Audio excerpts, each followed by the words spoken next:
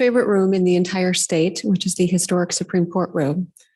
Notable for its judicial history, but most importantly, notable for this is the place, this is the room where women's suffrage and the right to hold office was granted and passed in our Constitution in 1890. But notable, that all passed originally in 1869. But when we became a state and this Capitol was built, this is the room where that was passed into the Constitution and into our state's history. So welcome, and I hope you appreciate the beauty and history we are surrounded with here today. And to all the women electeds here joining us from the clerks and district court clerks, and to the judges as well.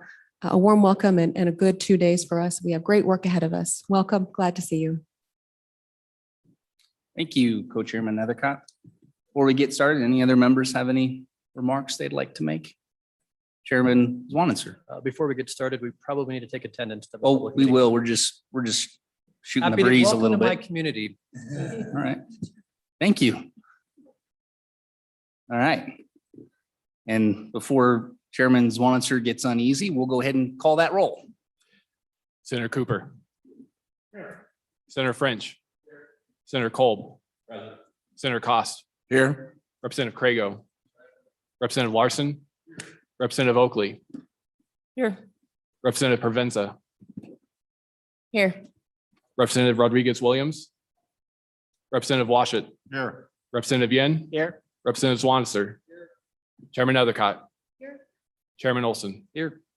All present, Mr. Chairman. All right. Next, I'll just ask for a motion to approve the minutes. So moved. Okay, moved by Representative Larson and seconded by Vice Chairman Cost. All those in favor, say aye. Opposed? All right. Now let's get to business. First topic we have is the judiciary operational efficiencies, continuation of a topic from our Casper meeting, and we have the Honorable Kate Fox. Come on up.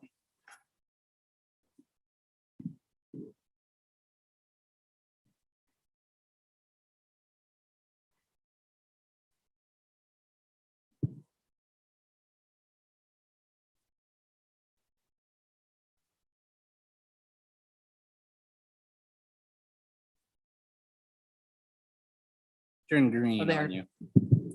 Thank you, Mr. Chairman, members of the committee. I appreciate the opportunity to speak to you for a few minutes this morning. I know you have a lot of work to do. I welcome this opportunity because I'm committed to maintaining an open and productive flow of communication between the judiciary and the Joint Judiciary Committee. You are the legislators we count on to be the champions of the judiciary.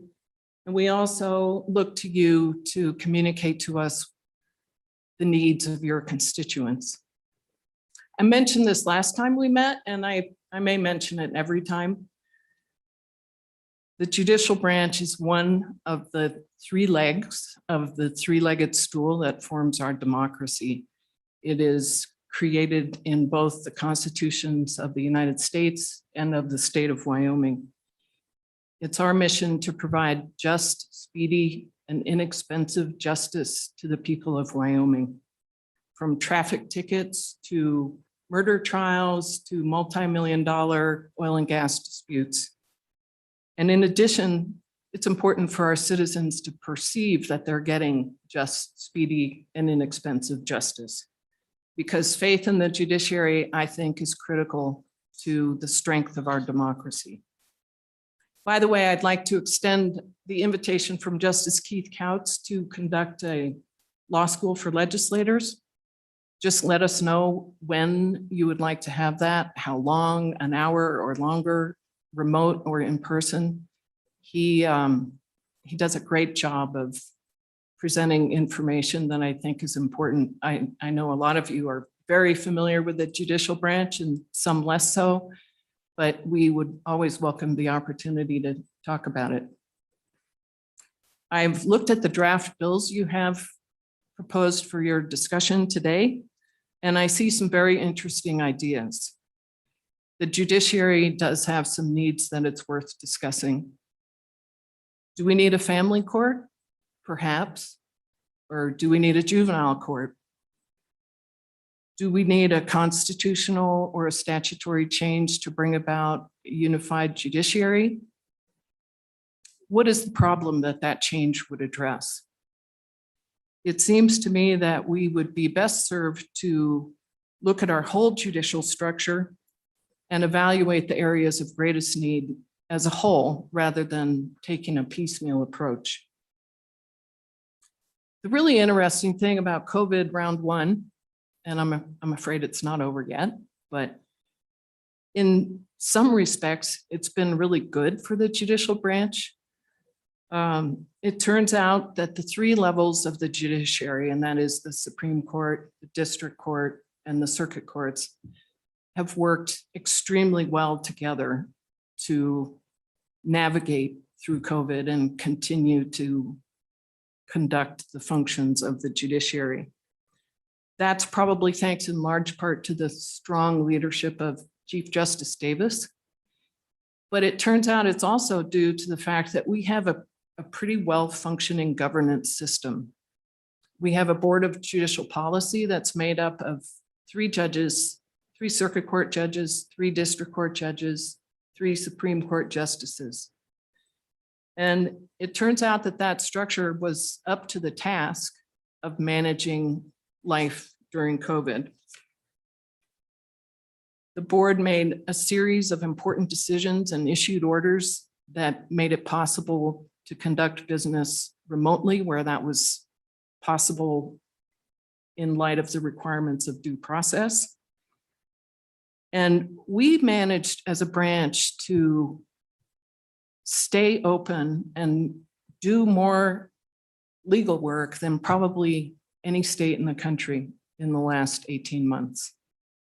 We did that by issuing orders enabling court proceedings, minimizing health risks, but still keeping courthouses open as much as possible, mobilizing our really excellent technology to allow for as many proceedings as possible to be conducted remotely.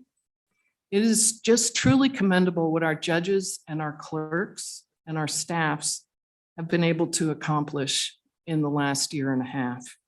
And along the way, we have worked even more cooperatively together than ever before. It's also very impressive to me how this branch has managed to work together to get this work done. In the process, we've also just about got Chancery Court set up. On December 1st, we will be open for business, and that will be strictly e-filing, no paper filing. And so not only will we have the Chancery Court ready to go, but we will have a great opportunity to pilot our new e-filing system, which is being rolled out in the district courts in the coming 3 or 4 years. In part because of this successful test of our branch governance, our Board of Judicial Policy at our next meeting, which is the 20th, I think, is going to talk about other adjustments we might make to our governance structure to strengthen its decision-making ability even more. So I would say that while I welcome a robust discussion about how we can deliver justice better, and I think these bills are all good vehicles for that discussion, let's not rush to fix things before we decide if they're broken. I suggest that one outcome of your discussions might be to request a task force or a feasibility study to focus on particular reforms that you think might be necessary. I do think there's one matter that deserves your attention as soon as possible, and that is related to your bill to add a judge in the 7th district. I don't know if you've seen the workload study. I know it was sent to the chairs last week that shows the judicial workload results for 2021. And I want to give you a caution before you put too much emphasis on the 2021 study. Because of COVID, it's not fully representative of the kinds of workloads that we traditionally expect to have again in the future, but it's still a worthwhile measure for discussion. I fully support the desire to add a district court judge in the 7th, which is Natrona County. I would also strongly urge you to add a judge as well in the 6th, which is Campbell, Crook, and can I have that map, Brian? I asked Brian to give you the district map because I think that helps when we talk about the 6th. You can see on the screen, we're talking about Campbell, Crook, and Weston. The 7th is just Natrona County. And the 3rd, which is the other district where we really have a strong need for an additional judge, is Lincoln, Uinta, and Sweetwater. All 3 of those counties have a really dire need for an additional judge.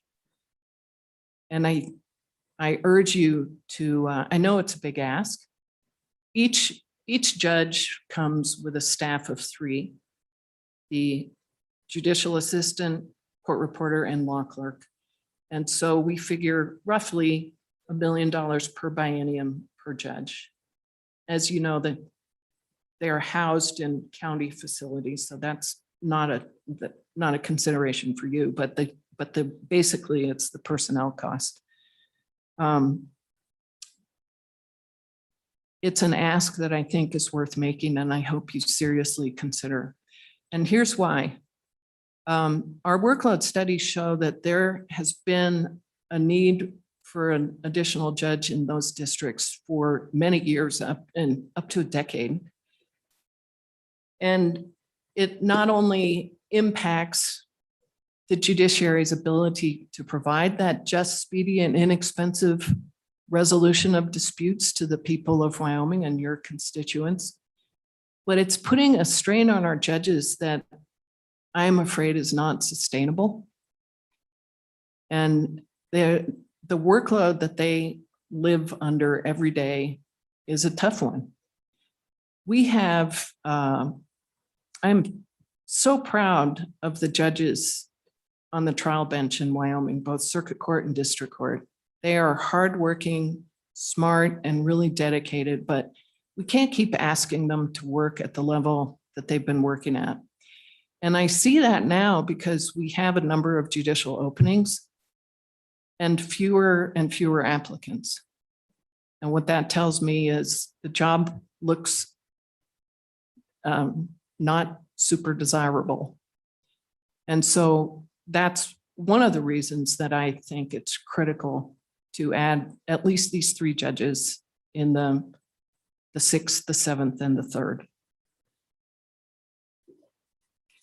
I think, I don't want to say all or nothing by any means. I support your bill to add a judge in the 7th, but I ask you to add one in the 3rd and 6th as well. I do support the bill to extend the retirement age. Honestly, 70. I don't know how many of you are over 70. Raise your hands. Are you stupid yet? It doesn't make sense. So, and it might help to extend the duration of some of the judges who might have stayed on, but for the mandatory age 70 retirement. I also fully support the bill for the workload study. We've done workload studies since 2007. We think they're very important. What we really need is funding to conduct the foundation study for continuing workload studies, especially as we shift to a new case management system. So, so those are my general thoughts about the pending bills. I know that you have a lot of work to do today, and I don't want to take a whole lot of your time unless you have questions. I really, truly thank you for your attention to these matters and for giving me the time to talk to you about it. One thing I might suggest, I know on your agenda, you have the judges up next and then your bill draft discussion. It might be helpful if they actually addressed you after or during your bill draft discussion, but that's entirely up to you. If you don't have any questions, that's all I have for you this morning, and thank you very much. Thank you. Justice Fox, Representative Swanser. Thank you, Mr. Chairman. Just general question on where the workload's coming from. If you know, from the judicial branch. So the population of Wyman's increased 2% in the last decade. But the workload for district judges, especially from what the good chairman just sent out, is increasing faster than that. Is it a certain type of case? Is it we're just seeing more criminal activity, more fraud? Is there a place to point that most of it's coming from, or larger percentages than others? Chief? Mr. Chairman, Representative Swanitzer, that's a really good question, because I was looking back at the workload studies to try to figure that out myself. And as it turns out, the case types have not really varied that dramatically. I was thinking, maybe there would be more juvenile cases, and there are a few more juvenile cases, but there is no really dramatic change in the case types or volumes, like for instance, saying, yeah, there's a lot more criminal activity. That's not the case. So I think what's really going on, for one thing, we've never had enough judges. So that pressure has always been there. But I think that, and I would ask the district court judges to tell you more because they live with this, but each proceeding seems to have gotten more complicated over the years. So for instance, if you talk about juvenile cases where, especially because for example, abuse and neglect cases, there are a lot of federal requirements. So you have to have a shelter care hearing within 72 hours. And then you have to have another kind of hearing within 30 days and another one. So the number of cases isn't that different, but the volume of work attached to each case seems to have increased. Some of it comes from us, the Supreme Court, for instance, in criminal cases. I'm sorry? Oh, I'm sorry, Your Honor. The district judges were all smiling as you said that some of the workload is increasing from you, behind you. Not that they would They're agree or smiling, disagree. that's good. Sorry. please. We say, yeah, you have to have a 404B hearing before a criminal case, and if there's a prior bad act, things like that. So we have, yeah, sorry. Real quick, Brian, I saw Mr. Sarah in here. I don't know if he was looking at this camera or what, but our camera is a little bit off. We only get maybe a quarter of the chief on Zoom. Is that? Mr. Chairman, I think, I the just need to chief, scoot this. I don't know about moving it. I leave that to you. I don't mess with the IT stuff, Representative Yin is saying yes. Rotate this.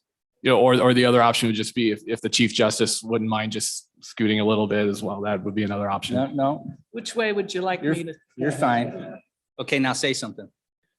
Hello? Oh, we were much better. Okay, try one more time. Goodbye.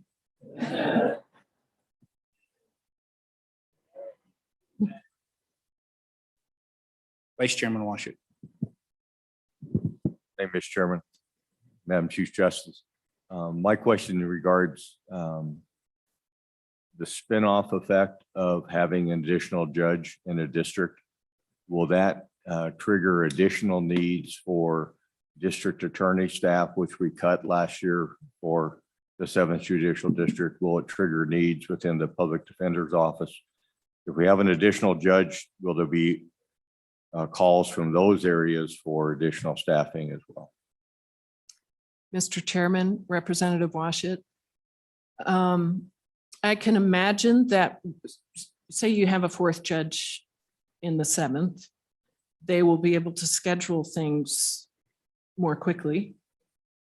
And that would conceivably put more demands on the DA and public defender's office.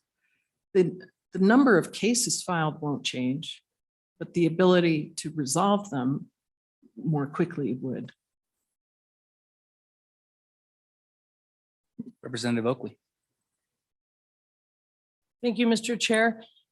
You mentioned analyzing at the beginning, analyzing the entire system instead of kind of a piecemeal, which I would agree kind of seems like is happening right now.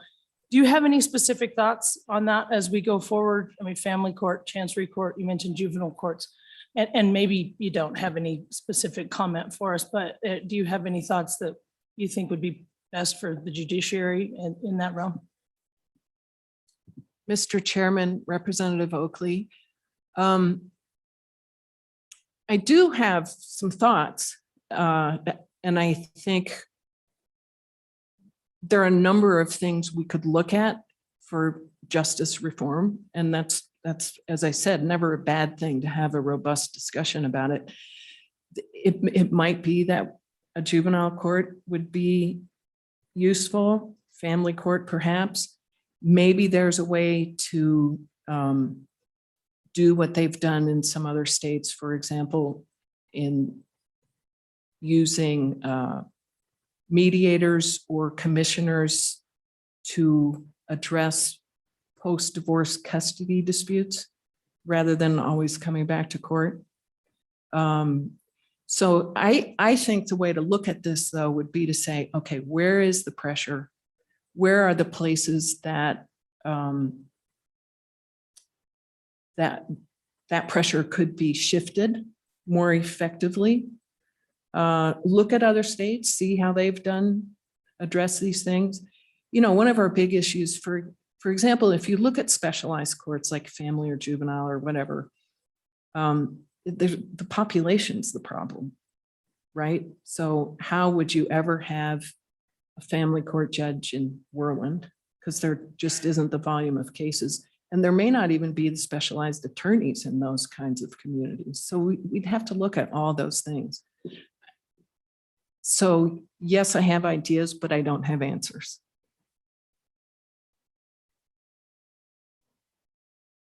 Thank you, Mr. Chair. Chief Justice Fox, is perhaps in discussion that with just adding district court judges, I mean, is it possible that is the most effective streamlined thing we could do is take what we've got, increase so that district court judges can handle it rather than creating a whole new system? Mr. Chairman, Representative Oakley, I think that is very possible. And I think that we need to do that and we need to do it now. And if we're going to have sort of a bigger study and evaluation of the judicial system, that's a more long-term issue.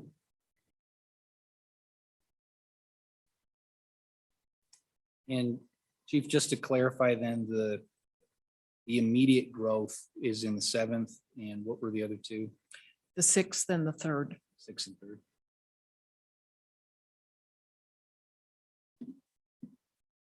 Many? Yeah, Senator Cole. Thank you. Good morning, Chief Justice. If you're going to rank the order, though, in the need for district judges, would it be as it was first proposed 7th, 6th, and 3rd, or is there a particular ranking you would assign to these? Because obviously, I think there's a need, but if there's not enough money, where would you want to put your priority? Could you please answer? Thank you. Cover your ears, district judges. Mr. Chairman, Senator Cole, yeah, I wouldn't want to do that because of these guys. Look how they're looking at me. I think you can look at the workload study and see where the greatest need is. I believe that I hesitate to say this because the knives are going to come out. But I think it goes 7th or 6th, 7th, 3rd. But I don't even want to do a ranking because I think that the need is strong enough in each that the difference in those numbers is not really important.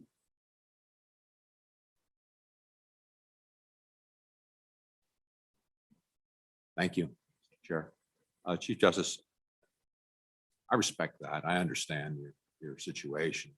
If there's limited resources, that was really the point of the question. I guess I'd like you to, or some more people with more expertise in this, comment to what they feel the need is emphatically, and it's a judgment call, and I realize that, but there has to be something decided, if the resources aren't adequate.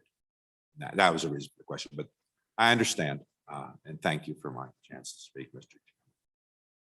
Chairman. Thank you, Senator Kolb. Many other questions for the chief? One more. All right, Vice Chairman Washington, go ahead.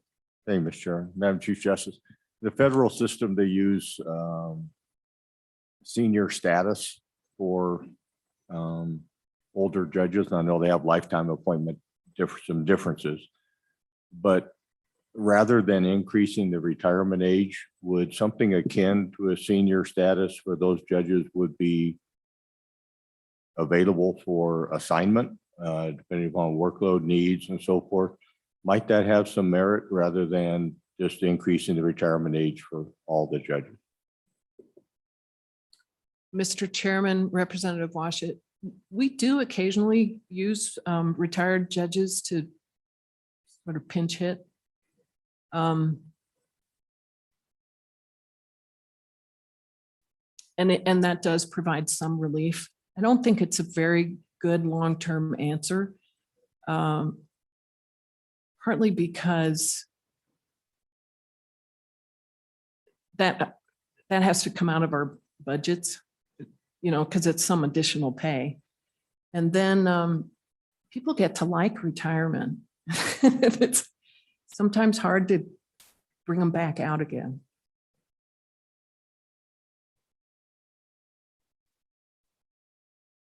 Good committee. Thank you, Chief. Thank you very much. I appreciate your suggestion to roll through the possible drafts before we bring in the rest of the judiciary. Though I'm curious if we should have Ms. Butler come up first, or I doubt, are you going to be speaking to any of the drafts? Would you speak to the drafts? Does that even make any sense? Mr. Chairman, I was not planning on it. Okay.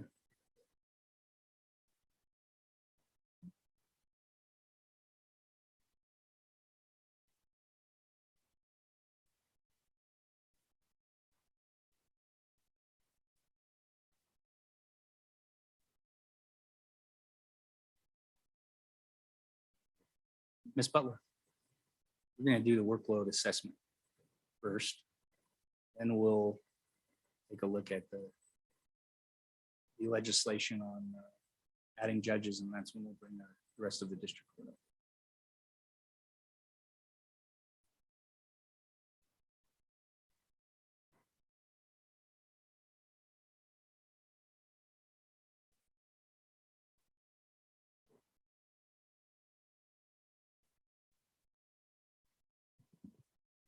Good morning, Mr. Chair, Madam Co-Chair. My name is Elisa Butler. I'm the State Court Administrator for the Wyoming Supreme Court. I would say, I would echo what the Chief Justice just mentioned in her opening remarks.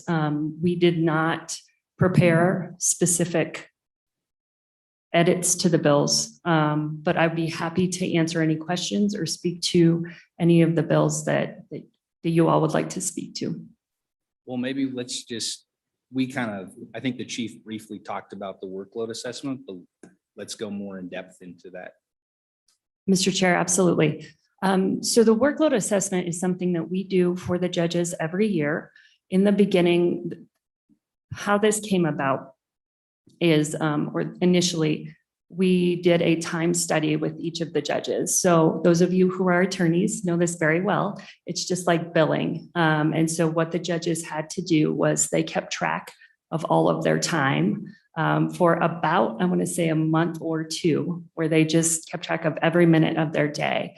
And based on that, we hired a PhD statistician who came in and assigned a minute count or a workload to each kind of case that flows through our courts. So at the circuit court level and at the district court level.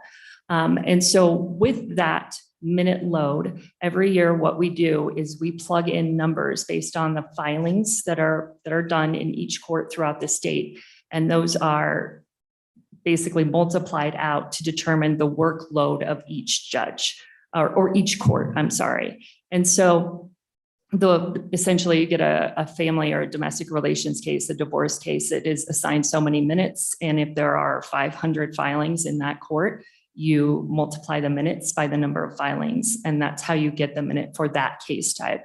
We do it for every case type, and that is essentially how we come up with the workload for each court throughout the state. Mr. Co-Chair, question? Thank you. Ms. Butler, thank you. Is this study similar to what other states do? Do other states do judicial workload studies? And can you speak to the differences, perhaps how we do it or other states?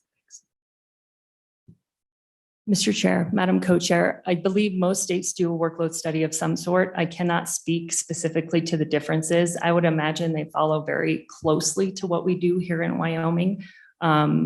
Simply, again, when we look at when we're looking at moving forward with workload study, what I will tell you is we will need a new workload study for both the circuit and district courts moving forward. And that is because we are moving to a new case management system and e-filing, and that will change the workload of those judges and their processes. And so at some point, we will need to do a new time study. So the judges will need to keep track of their time again, and then we'll do those workload studies every year. In investigating this, we have reached out to the National Center for State Courts, and very similar to what we have done, they would do a very similar new study in terms of doing a time study. And then we would plug in filing numbers every year to determine the workload year over year. Ms. Butler, so two questions. The first is on the time entry portion. Mhm. Do only judges enter their time, or do their staff also enter their time? Mr. Chair, I believe it's just the judges who keep track of their time at the district court level. At the circuit court level, back now, at the circuit court level, we actually have a judge study and a clerk study, because the clerks of the circuit court are under the purview of the Supreme Court. So we have a study for the circuit courts as well. So they have a judge study and a clerk study at the circuit court level. I guess just to follow up on that, I assume it probably wouldn't make a difference then if the data is telling us that the judge is really busy. I'm sure that their staff are busy. I'm just curious, because I would assume that there's a lot of time put in by the staff in drafting, preparing, et cetera, that could, I don't know if that really impacts the study, but I guess I would go back to Chairman Edicott's question of what other states do and whether that's just something nobody does. Mr. Chair, I don't know the answer to the question about whether or not other states, do workload studies, for instance, for staff attorneys or law clerks. I would tell you that, and I think the judges can speak to this more than I can because they experience it, but it's my understanding that their staffs are incredibly busy, just as the judges are themselves. Right. Okay. My second question, you may have said this, the case weight, how is that determined? Mr. Chair, and I probably didn't explain it very well, that was based on the time study. So what happens is the judges keep track of their time for a certain period of time, and then that's basically averaged. So, in some courts, they're going to spend more time on some cases. In other courts, they'll spend less. And so that's an average time based on all of the time that the judges have kept track of across the state. So that's not just based on one court. That's an average time across all of the courts. I'm with you now. Okay. Committee? Representative Orson? Mr. Chairman, thank you. I think you answered this already, but I'm going to ask it again because I think I missed it. The case weight study you did 10 years ago, is that or a certain amount of time ago? Mr. Chair, Representative Larson, I believe it was 10 to 12 years ago, off the top of my head.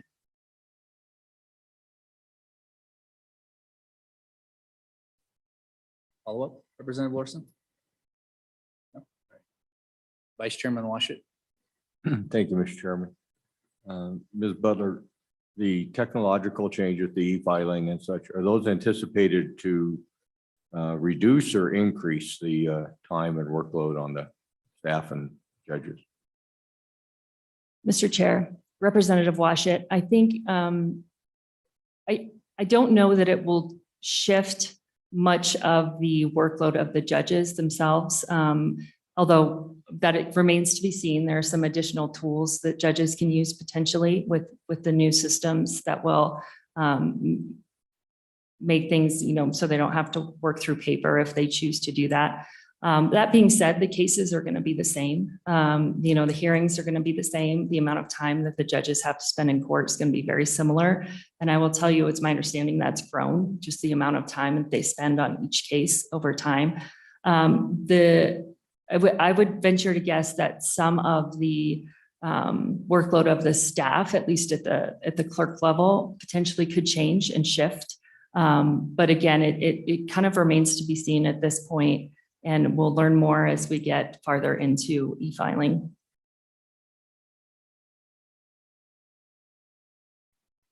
Representative Zornitzer? Thanks. I'm going to stumble through a question. So we're looking for another district court judge.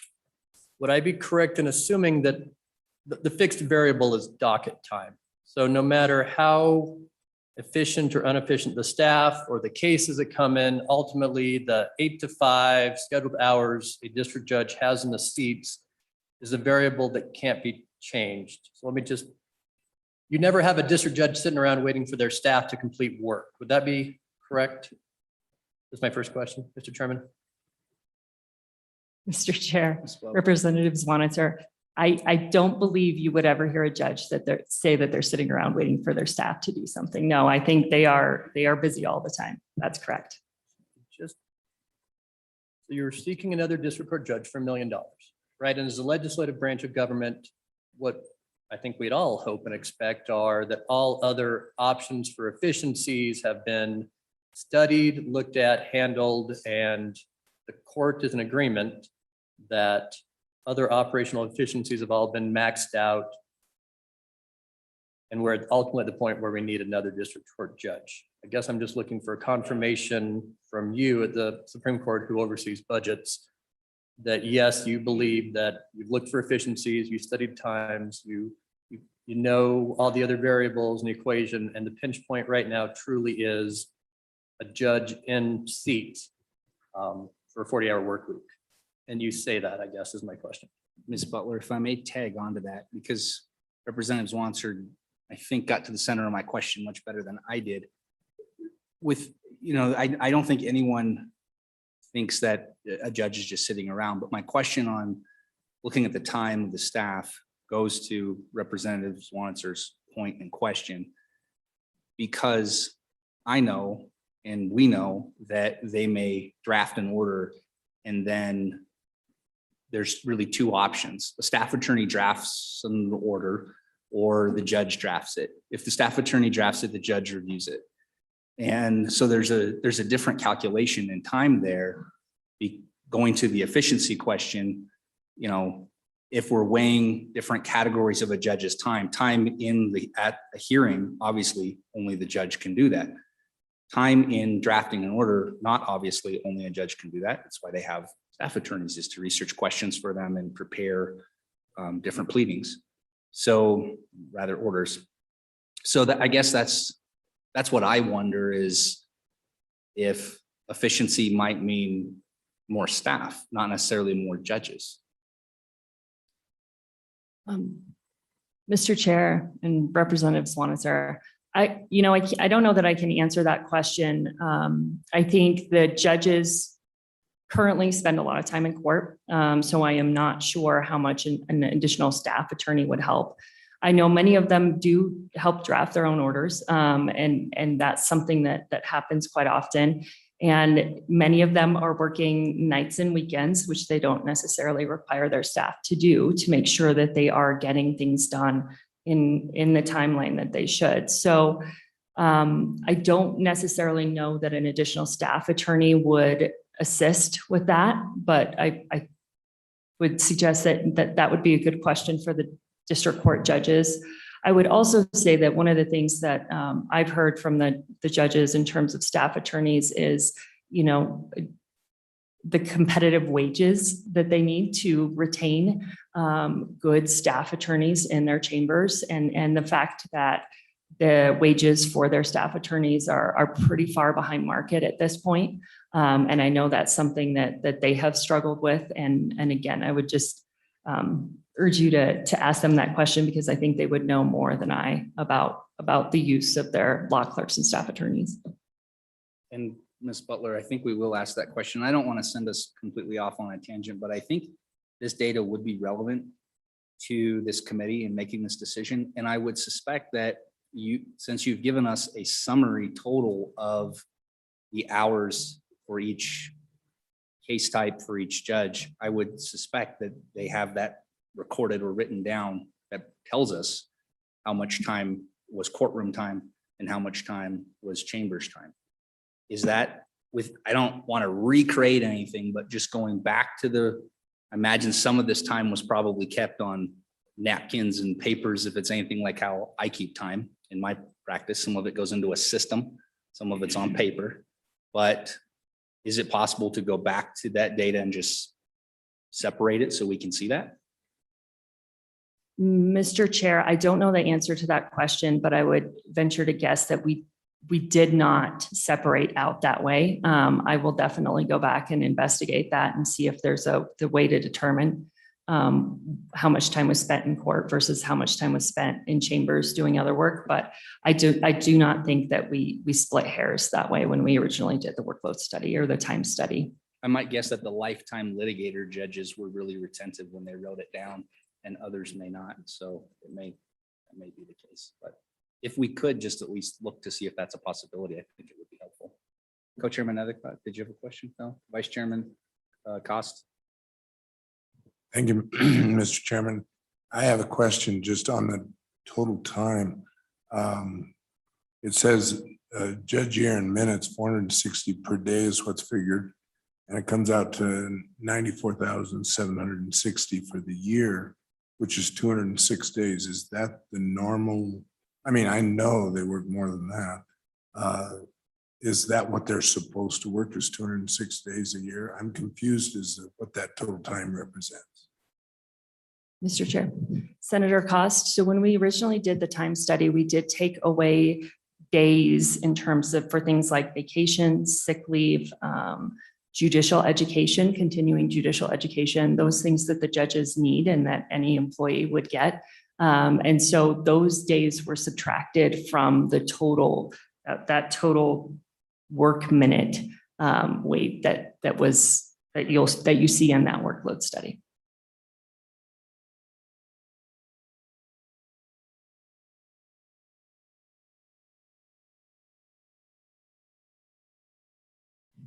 Just want to give you one last opportunity on the work study bill itself. You don't have any comments? Mr. Chair, I do not. Oh, actually, can I retract that statement? You certainly I apologize. Mr. Chair, I would say we do a workload study every year. We will, at the district court level, this is the last one we will be able to do for a time because of the rollout of the new case management system and the new e-filing system.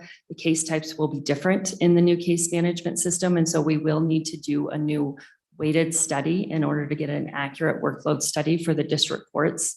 We have finished the rollout of the case management system in the circuit courts. And so we are actually ready to do a new workload study, a new time study for the circuit courts. Of course, it takes money.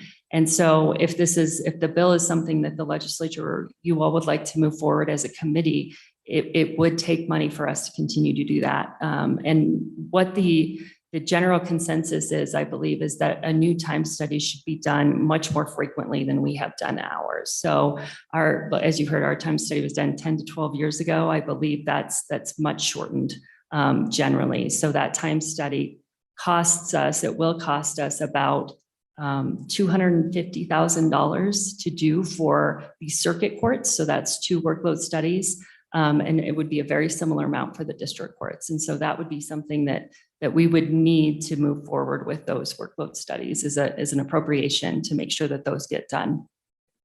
And so this bill draft, currently just in draft form, it calls for a district and circuit court workload study every year.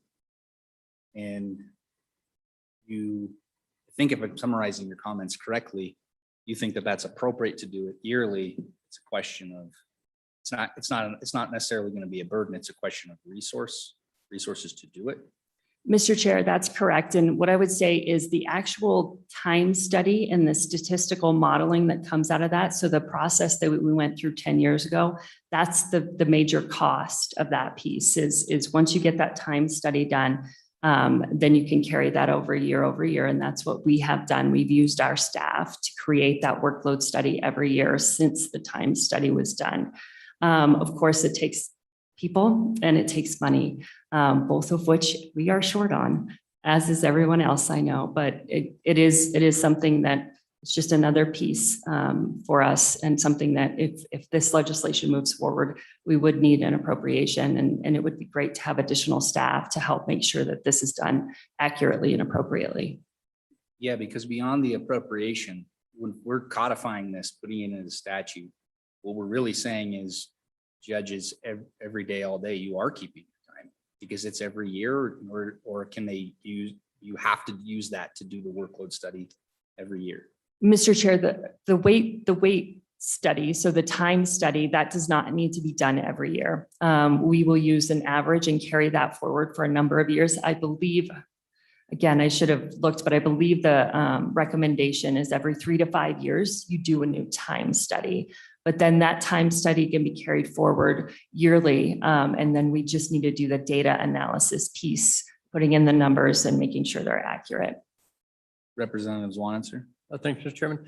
Ms. Butler, do you know if the staff attorneys for the district judges are on the same pay scale as the executive branch attorneys? We call it the Hayes study. I thought we aligned things about 8 years ago, but I don't know if we aligned for the judicial branch. So when you say below market, maybe some more information on what market is or how you research that, and your thoughts if we were to equate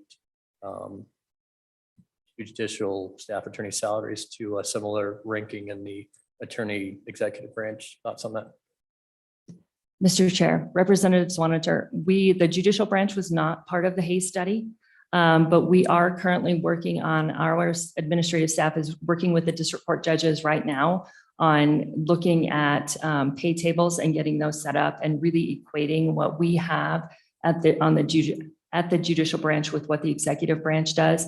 We've had a number of conversations with HRD, with the executive branch, and talked about how our salaries match up with, for instance, the Attorney General's office. I think it's fairly close, although I couldn't tell you exactly how different they are currently off the top of my head. And just that second step, thoughts on if we were to, let's say, equate, this idea has been around internally for a while here in the legislature for what we pay our attorneys, and the legislature versus with the executive branch pays different rates of their attorney general staff and different administrator levels plus the judicial branch. Do you think that would be appropriate, or do you think it's better separation of powers, or another reason that we have kind of 3 different pay schedules in mind? Maybe it's philosophical, but any hard data of other states or would be great. Mr. Chair, Representative Zwanitzer. So I do think there is something to be said for the separation. The jobs are different, and while we can compare, they're not the same. And so I think there is definitely something to be said for creating and comparing what's happening in Wyoming, the Wyoming judicial branch with what's happening with other judicial branches across the country. What I would say is on the other side of that is working together with the other branches of government to look at what they're doing and how they're moving forward and making sure that maybe we're not in lockstep, but at least we know what the other hand is doing and how they're moving forward. I think that's always a good idea. To follow up on that, though, if I recall, Ms. Butler, isn't the district court judges' budgets are appropriated outside of the judicial branch budget? They're appropriated by, aren't they isn't that a separate appropriation straight from the state, almost as if, I'm not saying they're agencies of the executive branch, but they're appropriated in that manner. They don't fall under the Supreme Court. So when we want to make sure I get that right. So if we appropriate money to the district courts, the Supreme Court doesn't decide how much each judge gets to pay their staff attorney. That's based on what we've appropriated to that district. Mr. Chair, that's correct. So each district court is its own, and I don't like using this word, but its own agency for budget purposes. And so they do not fall under the Supreme Court budget, but they do fall under the judicial branch budget. So, but yes, they can make their own decisions about how they, how much they spend and how much they pay their staff. However, that's limited. They only get a certain amount of money. And some of that has to go to specific things like transcripts and other things of that nature. So it's not as if they have an unlimited amount of money to give raises. And I will tell you that's the reality of the district court budget. Yes. Right. And I wasn't alluding to the fact that they could give the raises and had the money more. What I was alluding to is that there may not be as big of a separation of branches issue as we may think, because it's not, if we were allocating or appropriating the money directly to the Supreme Court and then telling them the salary should be X, Y, Z, I think it's a little bit different. But I think Representative Zwanser raises a good question, because we have long fought to maintain a policy across the executive branch agency funding for like positions so that we don't have hopping between agencies. And one of the things that we don't have in government in general in Wyoming is that same concept through the legislative branch into the executive branch, into the judiciary branch. And it's unfortunate when it's not, I guess there's pluses and minuses to it, but it's certainly something to look at. There could be a tremendous plus side to having parity across those positions. And there'd be less competition amongst branches for good employment. That was a comment. You don't have to respond. I'm sorry. All right. Any other comments on the draft? Mr. Chair, no, I don't. Thank you, Ms. Butler. Thank you. Oh, Senator Cole, I talk long enough and questions come up. Well, that's all right. We're just on the side over here. Thank you, Mr. Chair. Just a question, maybe an explanation on the cost of the workload studies. Could you maybe go into detail just briefly to say why they're so expensive? It seems to be very expensive, and it seems to be ongoing. So I'd like to hear what goes into the costs. If you could please expound on that. Thank you. Butler, thank you, Mr. Chair. Mr. Chair, Senator Culp, I can go into broad strokes. I cannot go into the details. So what I can tell you is when we initiate this, there is some work that is done by statisticians and people who know about statistical modeling, and they work with us. They work with our judges to make sure that we have all of the categories that we need as part of that workload study. And then once we do the time study, which is the big lift for the judges themselves and keeping track of all of that time, they do their statistical modeling. And so it does take someone with a pretty good amount of knowledge, not only about statistics, but also about how the courts work themselves to be able to model that and make sure that it's accurate for the entire state, for judges, and to make sure that we can really understand how many positions we need, and that when we come to you and show you these numbers, that they're not something that we have pulled basically out out of the air, essentially. So Chairman Nethercott. Thank you, Mr. Co-Chair. Thanks, Ms. Butler. I think there might be some confusion, including from me, the difference between the types of studies. So it's my understanding that annually there's a time study, and then you think a workload study should be done, which costs the appropriation of $250,000, and that has historically been done about every 10 years. But you think best practices would be maybe every 5 years, or? And so the appropriation would not be annually to do this study, but rather on a time frame of potentially 5 years, maybe 10. But as a matter of course, for those statisticians to evaluate numbers, the judges do this time study where they, for 1 month out of the year, track their time just for purposes of understanding how that time is allocated. Is that fair? So we have a time study that's done annually, a workload study that's done every 10 years, which there's a recommendation for maybe 5. And that's the one with the appropriation. Is that fair?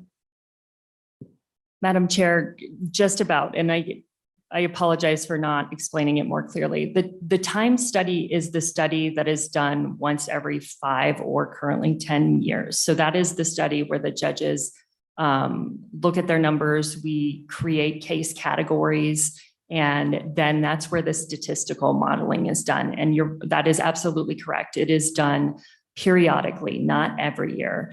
The workload study is basically the product of that. And so the workload study is taking those time study numbers, those numbers that we get, the minutes, and then plugging in the case filings every year into that time study. And that's how we get the workload study. And that tells us how many positions we need, how many judges we need. And at the circuit court level, it also tells us how many circuit court clerks we need. And so, yes, the appropriation would not be yearly, annually. It would be every so often. As I said, it's recommended, I believe, every 3 to 5 years. We haven't done one for quite some time.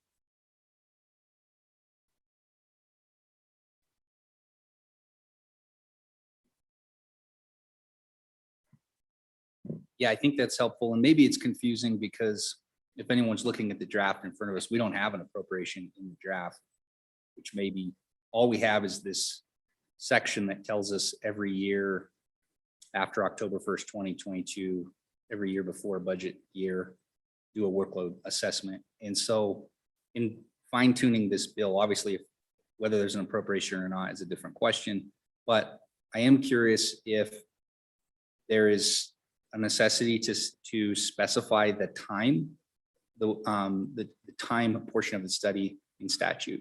So that's every 5 years-ish is what you said, versus every year, here's the report of a workload study that we're going to do.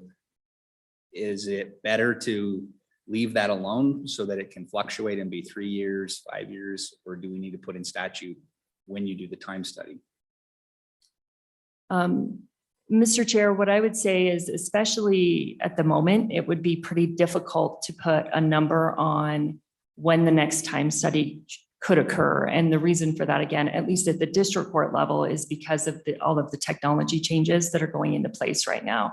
And so if you mandated by statute that we needed to do a time study, say, within the next year, that would be incredibly difficult for us to accomplish. And so at this point, I would say it seems better to me to leave it in flux, simply because right now we're experiencing a lot of change in the judicial branch. Okay, thank you. Representative Larson. Mr. Chairman, thank you. You had stated that you've done a time workload study for district court and circuit court. Is there a reason, is it best to do them both at the same time? Is there a savings, or could you stagger them? Mr. Chair, Representative Larson, we could do them at the same time, or we could do them at separate times. I don't know that it makes much difference cost-wise. There's always the possibility that there's some kind of cost savings the more you do, but at this point, I don't think the cost saving would be substantial. And what I would tell you is, when we're looking realistically right now, the circuit courts are ready for a new workload study because they have rolled out the new technology. They're ready to go. The district courts are just beginning that rollout. So it will be a few years before we can get an accurate time study done on the district courts.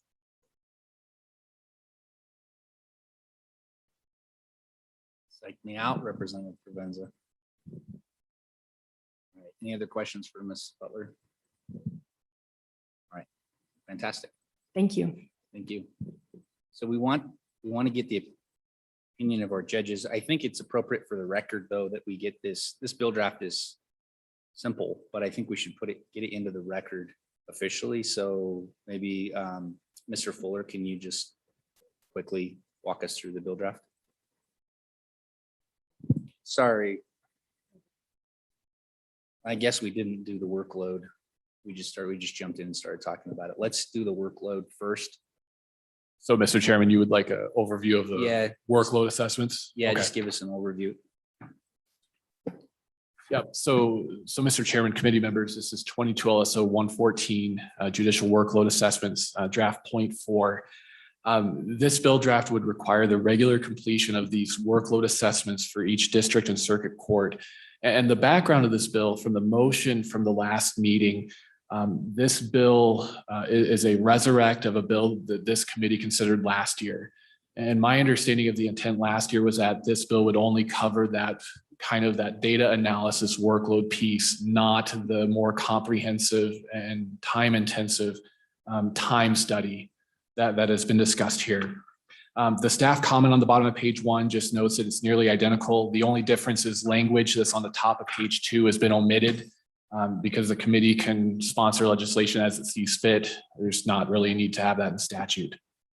On page 2, lines 9 through 16, this would require that not later than October 1st of 2022, and then each October 1st preceding a budget session. So it would be every other year going into a budget session. The Supreme Court must complete or cause to complete a judicial workload assessment for each district court and circuit court. The staff comment on the bottom of page 2 is a carryover from last year's version and just notes that the committee may wish to consider whether these requirements should include the other courts in Wyoming's judicial branch. On page 3 is a list of the items that must be included in the assessment, weighted workload calculations based on annual filings, a calculation of total judicial workload for each county and judicial district, and a need for judicial services for each county and judicial district relative to the number of judges assigned. This is all information that is currently included in that study now. And then finally, any other information that the Supreme Court may require. And then not later than the date specified in subsection A, which would be October 1st before each budget session, the Supreme Court must submit that workload study to this committee and highlight whether the assessment shows the need for additional or fewer judges based on judicial need. And then, Mr. Chairman, this draft would be effective immediately. Questions for Mr. Fuller? Might have been helpful to do that before we jumped in. Sorry, committee. But now hopefully everyone has between that and Ms. Butler's testimony, a good idea of at least where that draft is and conceptually what we're trying to look at. Oh, go ahead, Senator French. Thank you, Mr. Co-Chairman. In this working draft, should there be a number associated with it? An appropriation number? No. Oh, yeah, it's just purely a draft right now. So at some point, the committee will have the opportunity to decide whether to move to make this an actual legislative draft. And I don't know. I don't remember when it gets numbered in the system, but that's, Mr. Co-Chair, yeah, go ahead, Co-Chairman. I don't think that this bill draft requires an appropriation either now or in an amendment because I think one of the pushbacks to whether or not is this bill draft needed? It's my position that yes, it is. But because the Supreme Court is already doing this. So as you heard, I believe testimony from Ms. Butler, they are analyzing their workload annually and evaluating that annually. So they're already doing this and creating their own kind of internal workload assessments themselves. the big robust statistician reviewed, are we interpreting our data accurately or are we not? Happens every 10 years historically, and that's the one with the appropriation.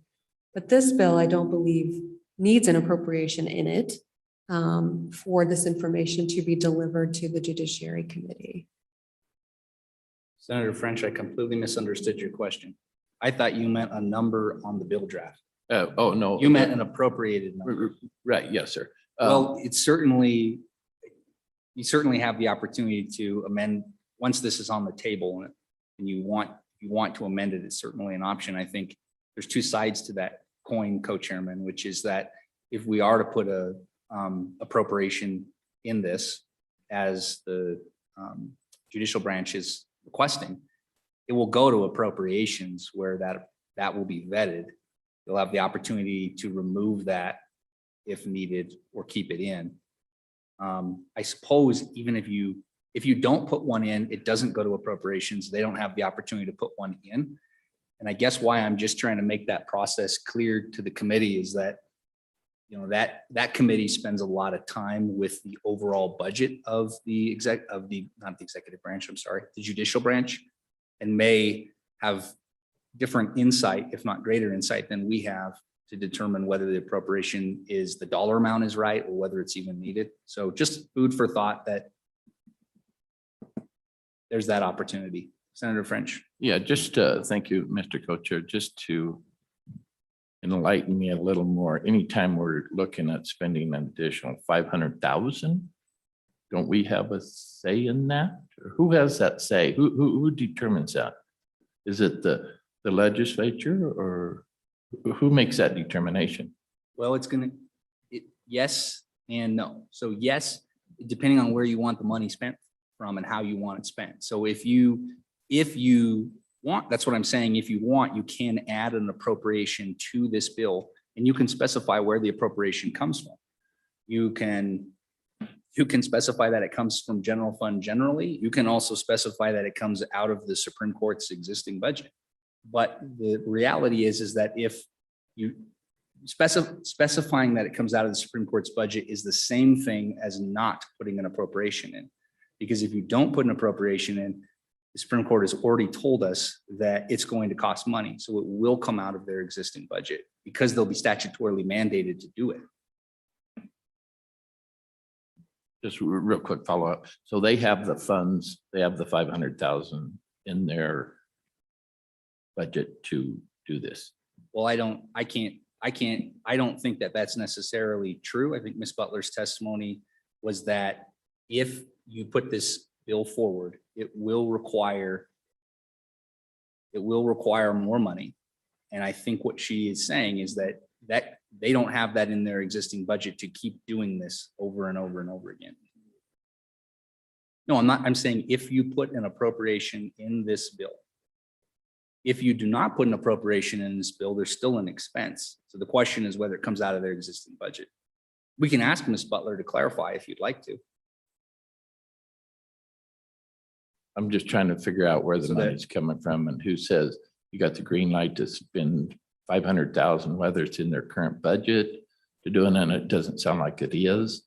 So it's got to come from somewhere and somebody. Let's do this, Senator French, and Representative Prego. I know you have a question, but I don't like summarizing the judicial branch's testimony. So Ms. Butler.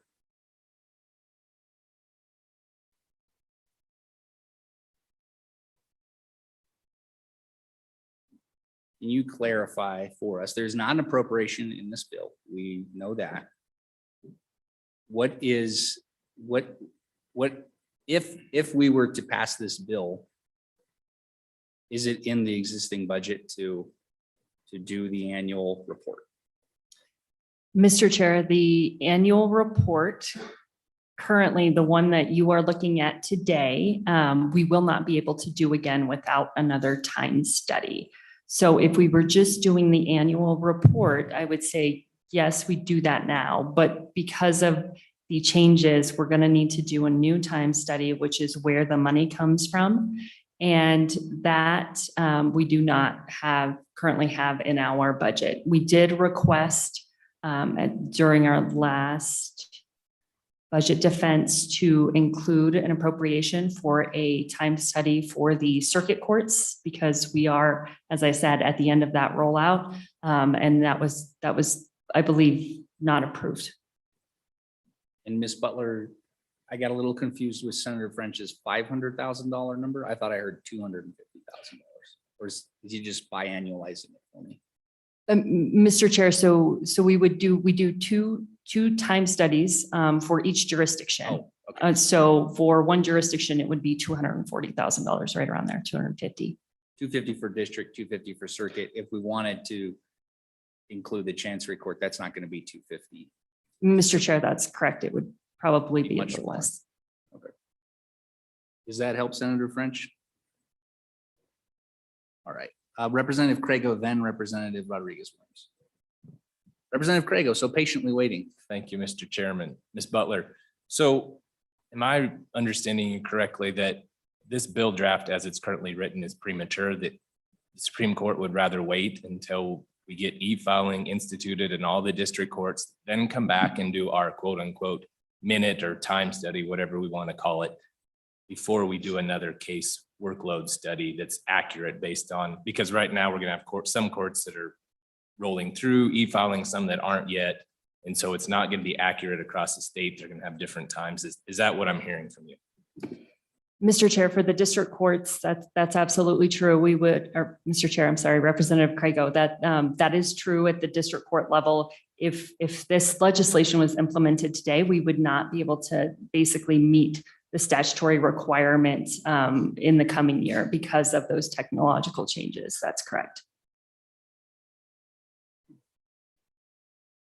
Thank you, Representative Crago, for summarizing the last hour of my life. You tried to save me. I get it. I appreciate it. Co-Chairman Ellicott? No? Okay. Thank you, Ms. Butler. Thank you. All right. Oh, I am so sorry. Representative Rodriguez-Williams.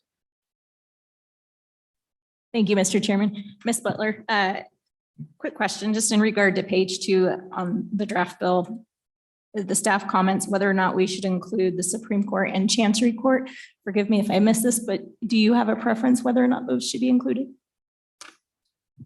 Mr. Chair, Representative Rodriguez-Williams, the Chancery Court is not currently operational. So at this point, I think it would be premature to implement something like that for the Chancery Court. We've never done a workload study for the Supreme Court, and I don't know that it would be necessary.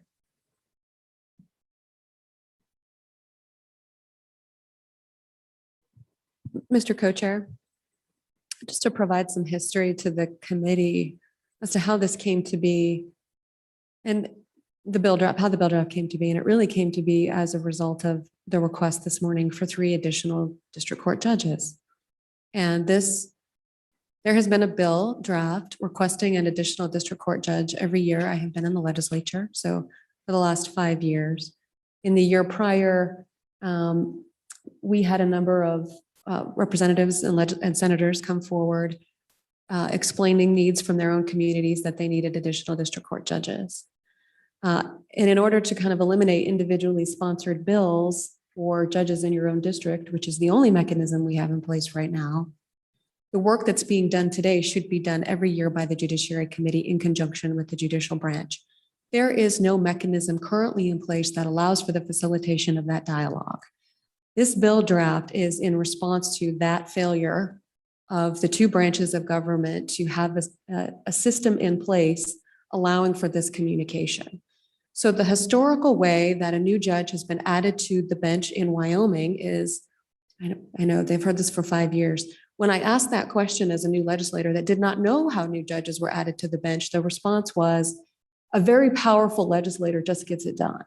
They just go ask a very powerful legislator that says, we're going to go add a new judge here.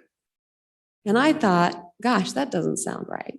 So let's step it back. Let's make it more of a long arm transaction and put a system in place that allows for a dialogue between the 2 branches of government based on objective, measurable data.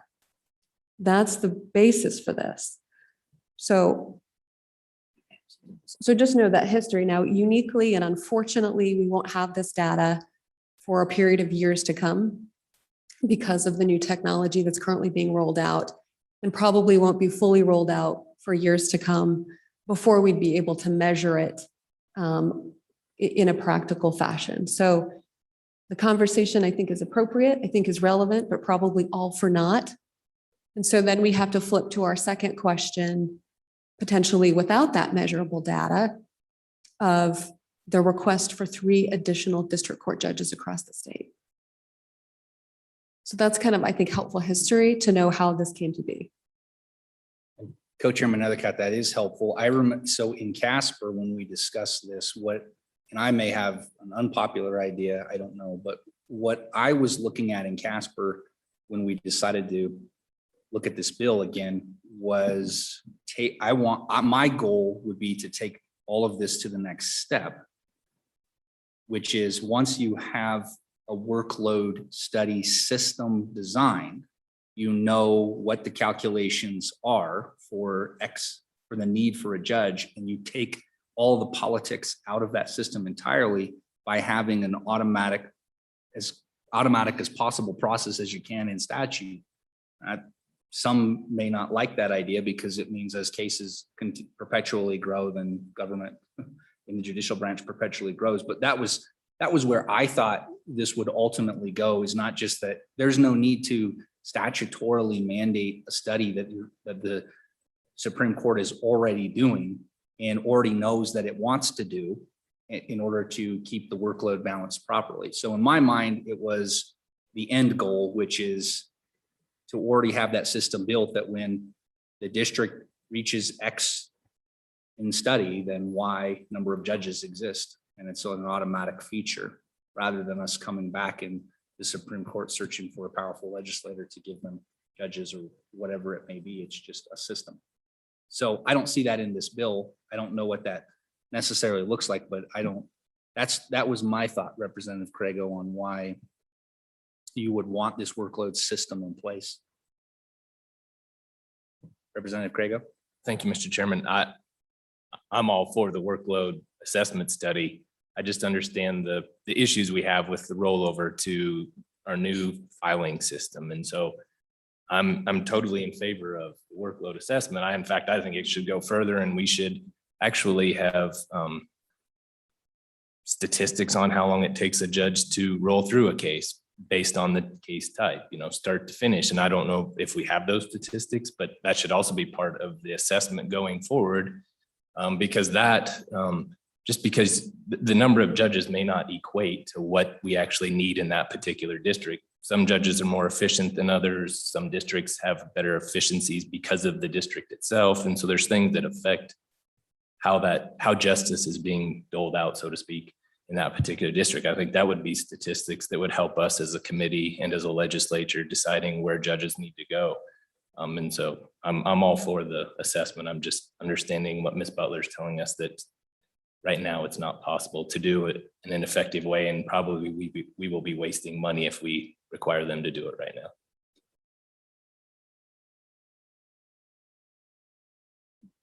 Should have told you about 7 minutes ago you could step down, Ms. Butler. I'm sorry. Thank you.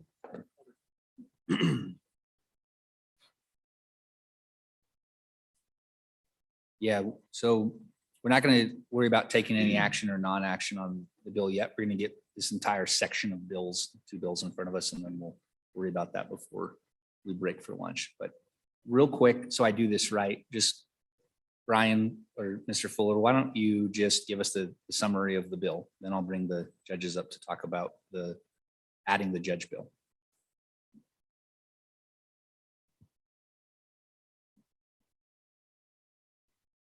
Okay, Mr. Chairman, this would be members of the committee 22 LSO 117 draft .3.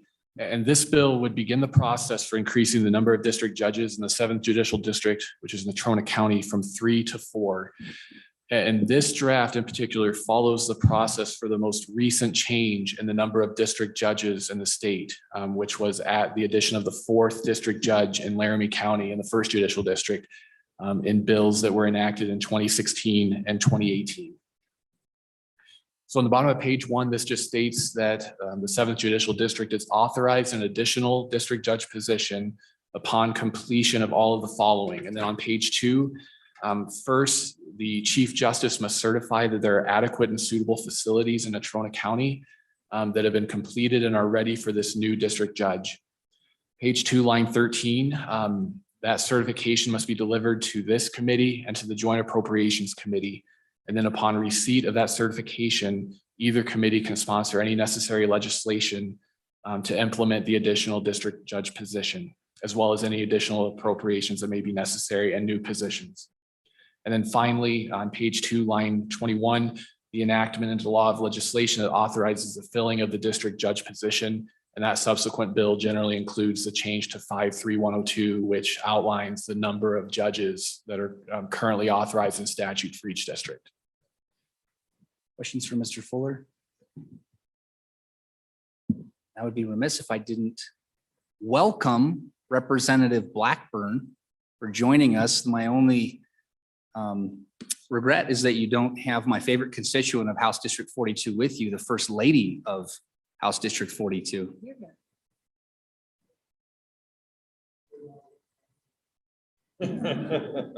Thank you for joining us, Representative. All right. Judges, you all,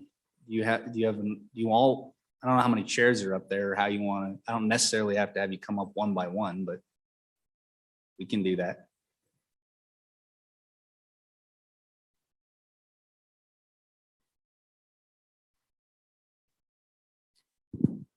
Thank you very much, Chairman Olson, members of the committee. My name is Catherine Wilking, and I am the current chair of the District Court Conference until Wednesday, when another judge will take my place. I am happy to visit with you about the need for additional judges, and I guess I'll just be really frank about it. You know, every time I've spoken to you, I've told you that we need more judges, and now it's becoming a bit of a critical point for the judiciary. And Chief Justice Fox talked about the fact that you have a lot of openings right now on the bench, and they're not getting applicants. You're getting a handful of applicants in jurisdictions that would historically be very attractive. And so that is going to impact the quality of judges that you receive at the circuit court, district court. You now have an opening on your Supreme Court. And I don't know what sort of applicants you're going to get. It's very disconcerting to figure out that no one wants your job. And that didn't used to be the case for judges. That used to be a pretty coveted position, and it is not anymore. We are encouraged to try and recruit good judicial candidates, and we try to do that. And now when we say, are you going to put in for that position? Really good lawyers say, are you kidding? Are you out of your mind? I don't want to work that hard. I see your car at the courthouse. You're working weekends, nights, you're working your vacation, and I don't want to do that. So it's a crisis because you're not going to have good applicants. It's a crisis because we can't do our jobs for your constituents in a timely fashion. And those of you that practice know this better than anyone, how long it takes you to get into court. But I will share with you that it is taking an incredible toll on your judges. And we are a stoic bunch, and we are very proud of the work that we do, and you will not hear people complain. I don't think you'll hear your local judge complaining to you about what I've just said. But I will tell you, as the president of this conference, it is not sustainable. You will see judges leave these positions, and it won't be because of retirement. They will just be done. So the need is there, and I know you all understand that, but I don't think you understand the crisis point that you're approaching. Senator Kolb, I will happily answer the question that you asked of the Chief Justice and give you a ranking. I know that the bill that is currently drafted is for the 7th, but the ranking goes like this in my mind. It's the 3rd, the 6th, and the 7th. And they're all pretty close. But the 3rd Judicial District right now has 3 judges. You have 2 district court judges that serve Sweetwater County. You have 1 judge that serves Uinta and Lincoln County. And Judge Blumel is here. And I will share with you that he has had the highest caseload of any judge for well over 5 years. And that is not sustainable. Lincoln County is growing. I mean, that part of the state's population is not dwindling, so it's not going to get better for him. But they're all really close in numbers. If you look at the weighted caseload studies from 2012 to 2021, you average the judicial need in those jurisdictions. There are well over 5 years in that time period when the 3rd, the 6th, and the 7th judges, 3 judges, have been doing the work of 4.27 judges, 4.23. When you average them out, the 3rd is at 3.97, the 6th is at 3.95, and the 7th is at 3.84. So there is a ranking and there is a hierarchy, even though it goes against my interest, and I would love a 4th judge, and I think we need one. The 3rd Judicial District needs it most of all. Judge Blumel needs help. And so that's just to be really blunt about it. But when you look from 2012 to the present, that's how many years these judges in these jurisdictions have been doing the work of more than 3 judges, and it's not sustainable. And when, let's say, Chairman Olson has a client who needs a 1-day trial in Natrona County, it's probably going to be October of 2022 before he can have that trial. And that is not what we should be doing for your constituents. We try to be as efficient as we possibly can, but there's really only so much we can do. Even though we're working nights and weekends, we're not actually on the bench hearing from people during that period of time. And we are on the bench a lot. We do have staff. We are not anywhere near market on our staff attorneys and law clerks. It's very difficult to fill those positions. So from my perspective, there just needs to be a really strong commitment to support your judicial branch and to give the resources that we need to do our jobs. Because frankly, the wheels are kind of falling off. And I understand and I agree there needs to be this process so that it's not just, some strong legislator that can get stuff done and you happen to, have them on your side to get you a judge, but the need has been there for a decade. In Natrona County, when the Townsend Justice Center was built, I think in 2009, they built a 4th courtroom, a 4th chambers, and 4th offices for staff because they were sure that then in the next year or 2, we would have a 4th judge, and we don't. So I would just encourage you to understand the crisis that you're currently facing. I understand it's a huge ask for 3 judges and their staff, but if we have to prioritize it, that's what I would tell you, sir, because Judge Blumel covering Lincoln and Uinta County by himself just can't continue.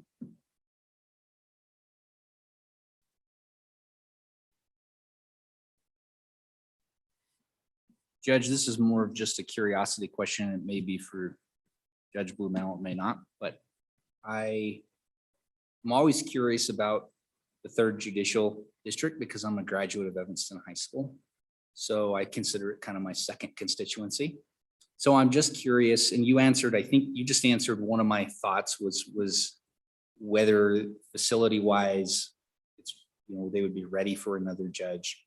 And I think then I'm understanding what the split would be, which is my question, which is that there'd be a full-time judge to cover would be in Kimmer, right, to cover Lincoln County, and then the other judge, you got one in Sweetwater, but then the other judge would just cover you in the county. Is that what does the divide look like?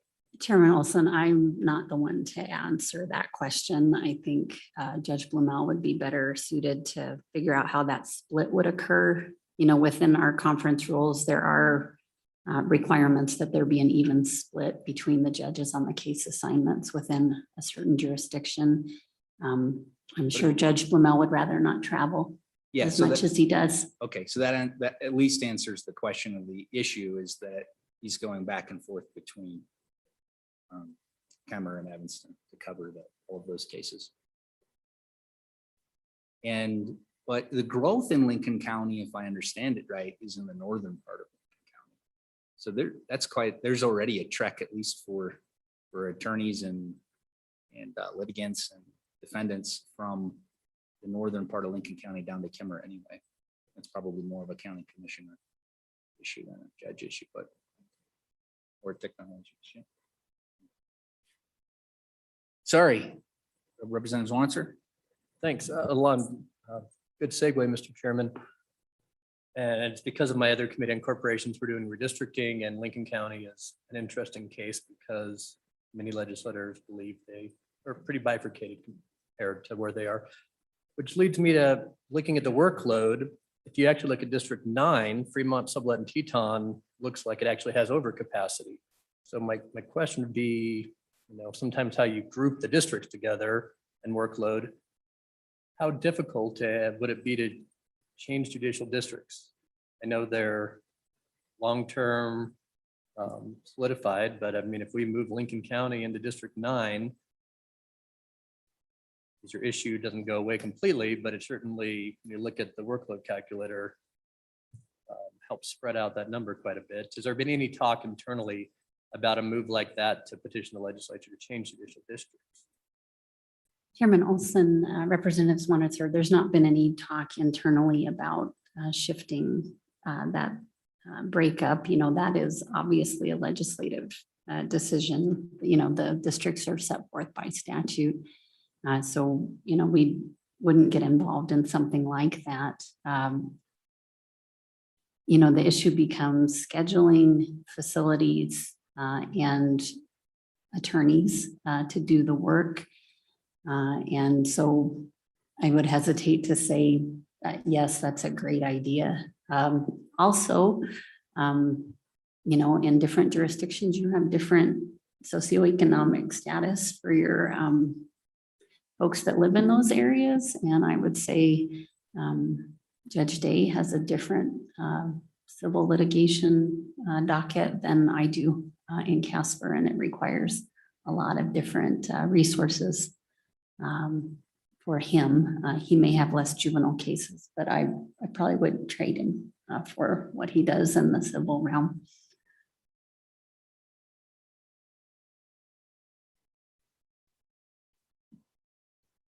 Vice Chairman Cost. Thank you, Mr. Chairman. I'm kind of confused and I need some help. We're talking District 3, District 6, and District 7. But when I look at the workload and the judicial supply,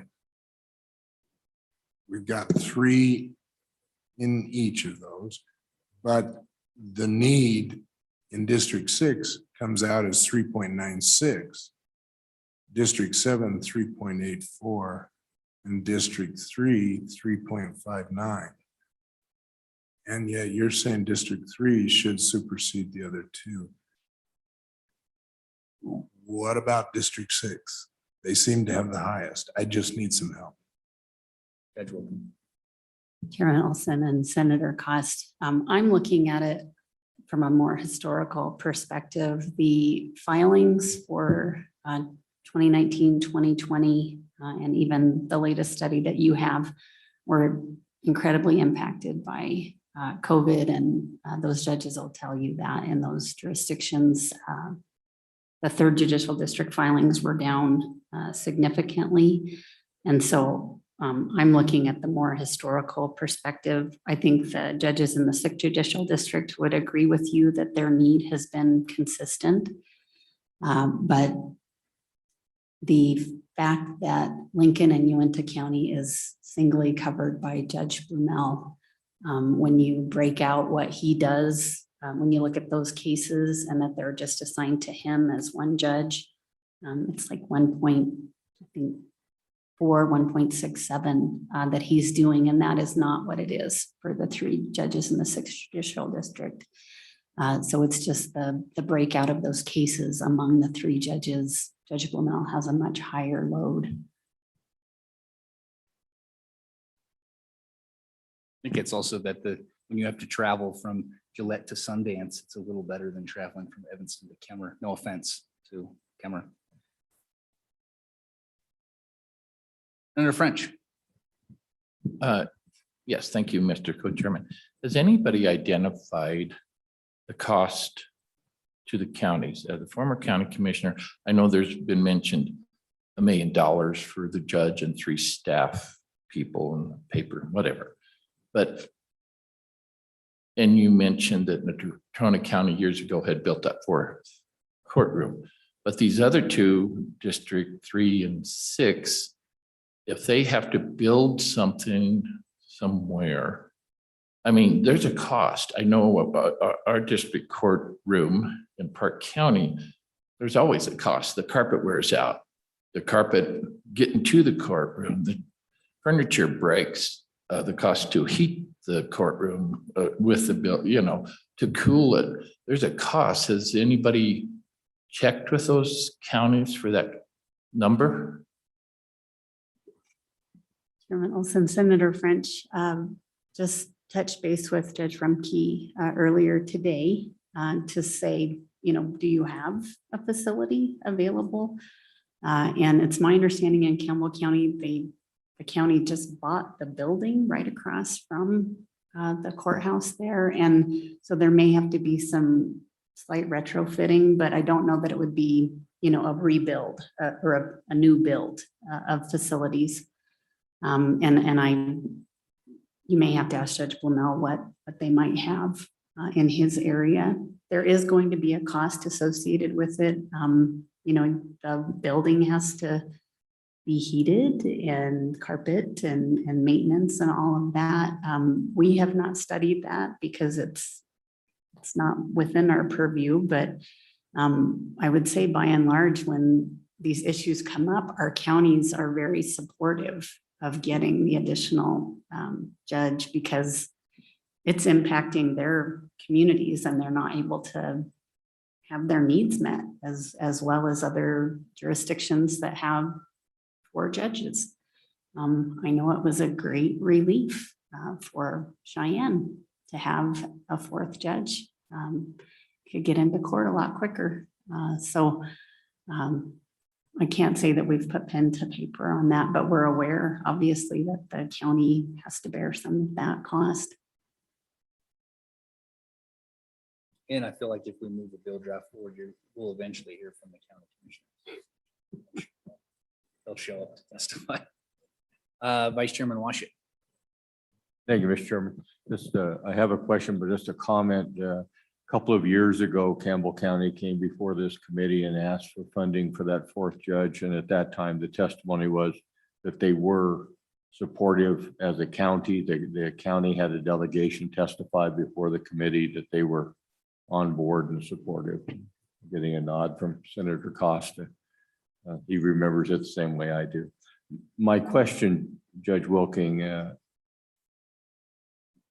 Madam Chief Justice mentioned in response to my question that there would probably be spin-off costs to the district attorneys and the public defenders. And last year, when I tried to restore some funding for the 7th Judicial District, they were unsuccessful.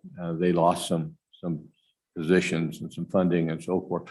Someone closer to the ground, how significant will those costs likely be from your perspective for deputy district attorneys, public defenders, and others who would, be probably supportive of having a 4th judge in District 7, but do they have the capacity to get the most out of that additional judge should we allow for one?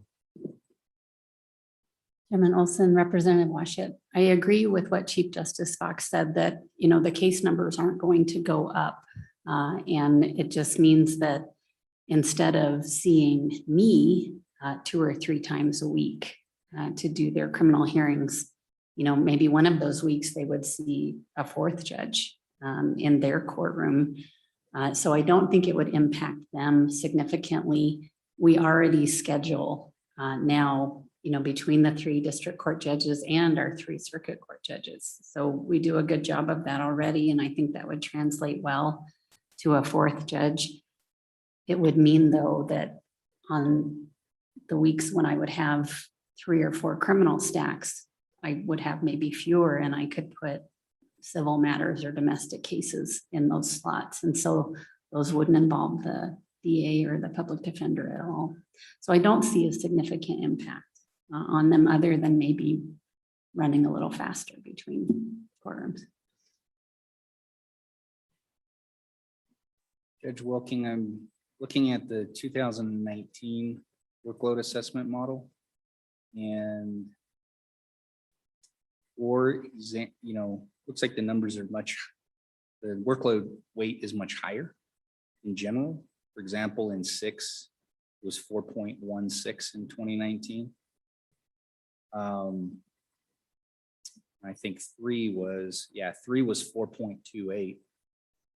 What happened in the other than, I guess the answer is probably COVID, but what is that the answer for a decreased workload over the last 2 years, or is there something else that happened in those districts that made them more efficient in the last study? Chairman Olson, I don't know that it's an efficiency issue. I do think the pandemic had a significant impact on the numbers. And when you just look, if you go back 2012 to 2018, they're much more stable as far as what's shown. And so that's what we can chalk it up to is COVID. I don't think the efficiencies within the jurisdictions deterred people from filing. Representative Craigo. Thank you, Mr. Chairman. Judge, earlier we had some discussion regarding staff and them keeping track of their time, which I don't necessarily think is a bad idea, especially for your law clerks. But my question for you is, in your particular courtroom, would an additional law clerk help you get through your caseload quicker? Judge? Chairman Olson, Representative Craigo, it would not. And last week was a horrible week for me, and most days I had between 15 and 20 hearings every day. So from 8:30 till 5, I'm just sitting on the bench, and there's nothing my staff attorney can do to help me with that. She does help me with drafting decisions and things like that. So that does help. But she can't sign orders. She can't review those for me. So I'm doing that on my lunch hour and the weekend and at night. So it's just the nature of the beast. There's only, we have to do certain things and we can't delegate that to others. I would love to give her a raise. And I know that my colleagues would love to get their staff attorneys up to market. Because they do an incredible amount of work to help us. But you might be seeing a lot of them leave as well, and we can't hire people at the salaries that we have set right now. Go ahead, Representative Craigo. Follow up. Thank you, Mr. Chairman. Do we have statistics on what the average tenure for one of your law clerks is? When I came out of law school, a lot of us went to clerk. It was temporary clerkships, and I was there for a year. Some of my colleagues were there for 2 years, depending on whether you went to federal or state court, and every judge is a little bit different. So A, I'm wondering if we have statistics on that, and B, has that changed over time? Have judges gone from more temporary clerks to more permanent clerks. I mean, I have a personal opinion on that, and I believe it's a really good experience for those of us coming out of law school. It makes for good lawyers. They understand how the system works, but I understand that's not always best for the justice system currently, because they're not able to, I mean, by the time you get somebody trained, they're leaving and going somewhere else. And when you only have one clerk, that's very difficult. If you clerk in the federal system, it's a little bit different because a lot of the judges have permanent that teaches the temp. And, the temp gets a great experience, but they also have that knowledge with the permanent that rolls through. So anyways, I'd love to know what as far as that goes. Thank you. Chairman Olson, Representative Crago, I think you're right. Historically, law clerk positions were a 1 or 2 year, tenure. And my former colleagues really felt like it was an important service of the judiciary to get those folks out of law school, expose them to this broad range of legal topics. And I do think it made them better lawyers, and they kind of left, and then you cycled some more people in. That's not a luxury many of us have anymore. And if you get someone that is a good staff attorney or law clerk that can make your life easier, you don't want to lose them because the training is intensive. Right now, I have a staff attorney that I've had for 8 years. And I can say, here's this, let's look at the briefs. We talk about it for 45 minutes, and I can say, this is how I want it to come out. Get me a draft of an order. And if I had a law clerk, that's going to be a multi-day process. And so I will say those that stay longer are the ones that are at the higher pay table scale. Not that we have pay tables, but their judges had enough in their budget to pay them more. They stay longer. The ones that are at the lower levels, and some of them are not even at $60,000 a year. They are not staying because, man, they can make so much more in other agencies or in the private sector. So right now we just need them to keep functioning. And so we do try to hold on to them instead of cycling through. And I think it is a little bit of a disservice to people coming out of law school, because as you know, it's just an incredible experience. The real question, Judge, is we added more JAs. Would that increase efficiency? Because we all know how much of a workload they probably actually bear. Or alternatively, if we decrease the number of attorneys in the market, that may decrease the number of cases. Vice Chairman Cost. Thank you, Mr. Chairman. You brought up a good point. You talk about the pay and how the pay is not to market value, and so that's a real issue. Is adding an additional judge going to help that? Because obviously the pay is not going to be any different. So it almost sounds to me like we need to fix the pay maybe before we even need to worry about the additional judge, so that we have some equity in the pay. But what's your thoughts?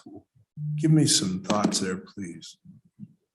Chairman Olson, Senator Cost, I don't think that they're mutually exclusive. I think you have to do both of them. The judge issue is, if you want quality judges, you've got to change the perspective of what it is to do that work right now. And if you want to keep the judges that you have right now, it's not sustainable, the workload that they're doing. And this historical, mandate that we just soldier on and we just grunt out and do all that work, that's not who you have sitting on the bench anymore. These are younger people who they have other options.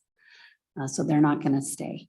The law clerk and staff attorney pay issue, much like was mentioned earlier, that needs to be tied or more in line with the executive branch.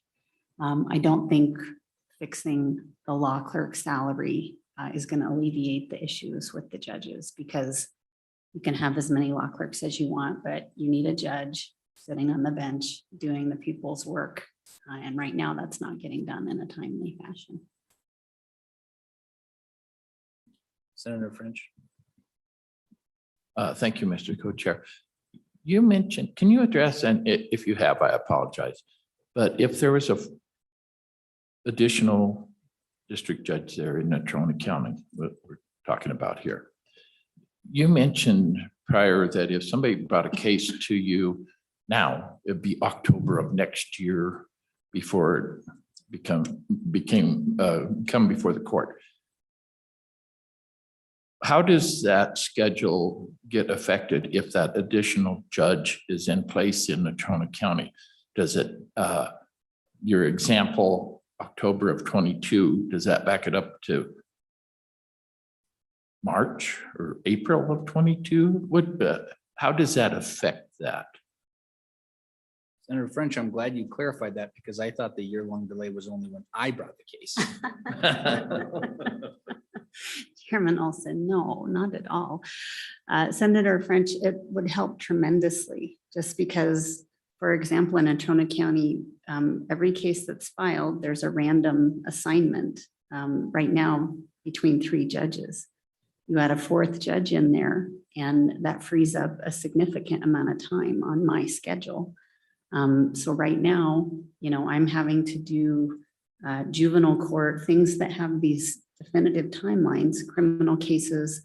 I'm having to do those 2 and 3 times a week in certain stacks.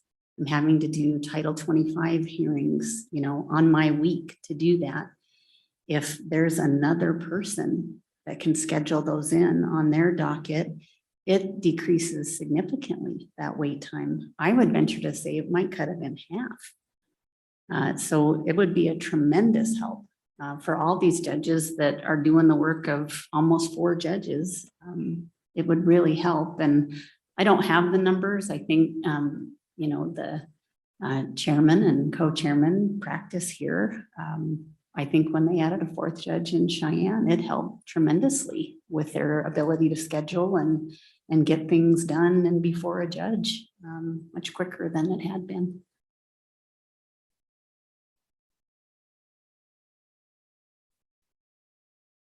Thank you, Judge. Thank you. Unless you have anything else you want to, I don't, we need more judges. we're hearing you. Okay. Any other members of the district conference that want to speak? Thoughts, Judge Blumel? You want to come up? You can.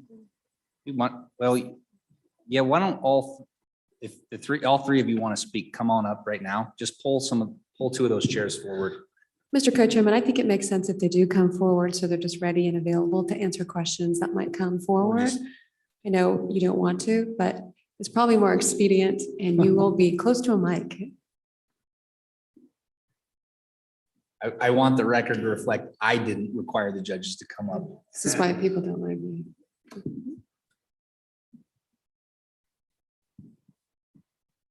Mr. Chairman, thank you. I'm Joe Blumel and I'm from Cameron.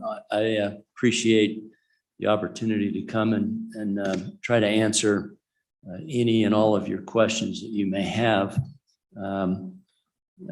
Senator French, I guess I'd like to, if I may, Chairman Olson, address some of the items that I think have been addressed. If you'd like to ask questions, I will certainly proceed however you would like.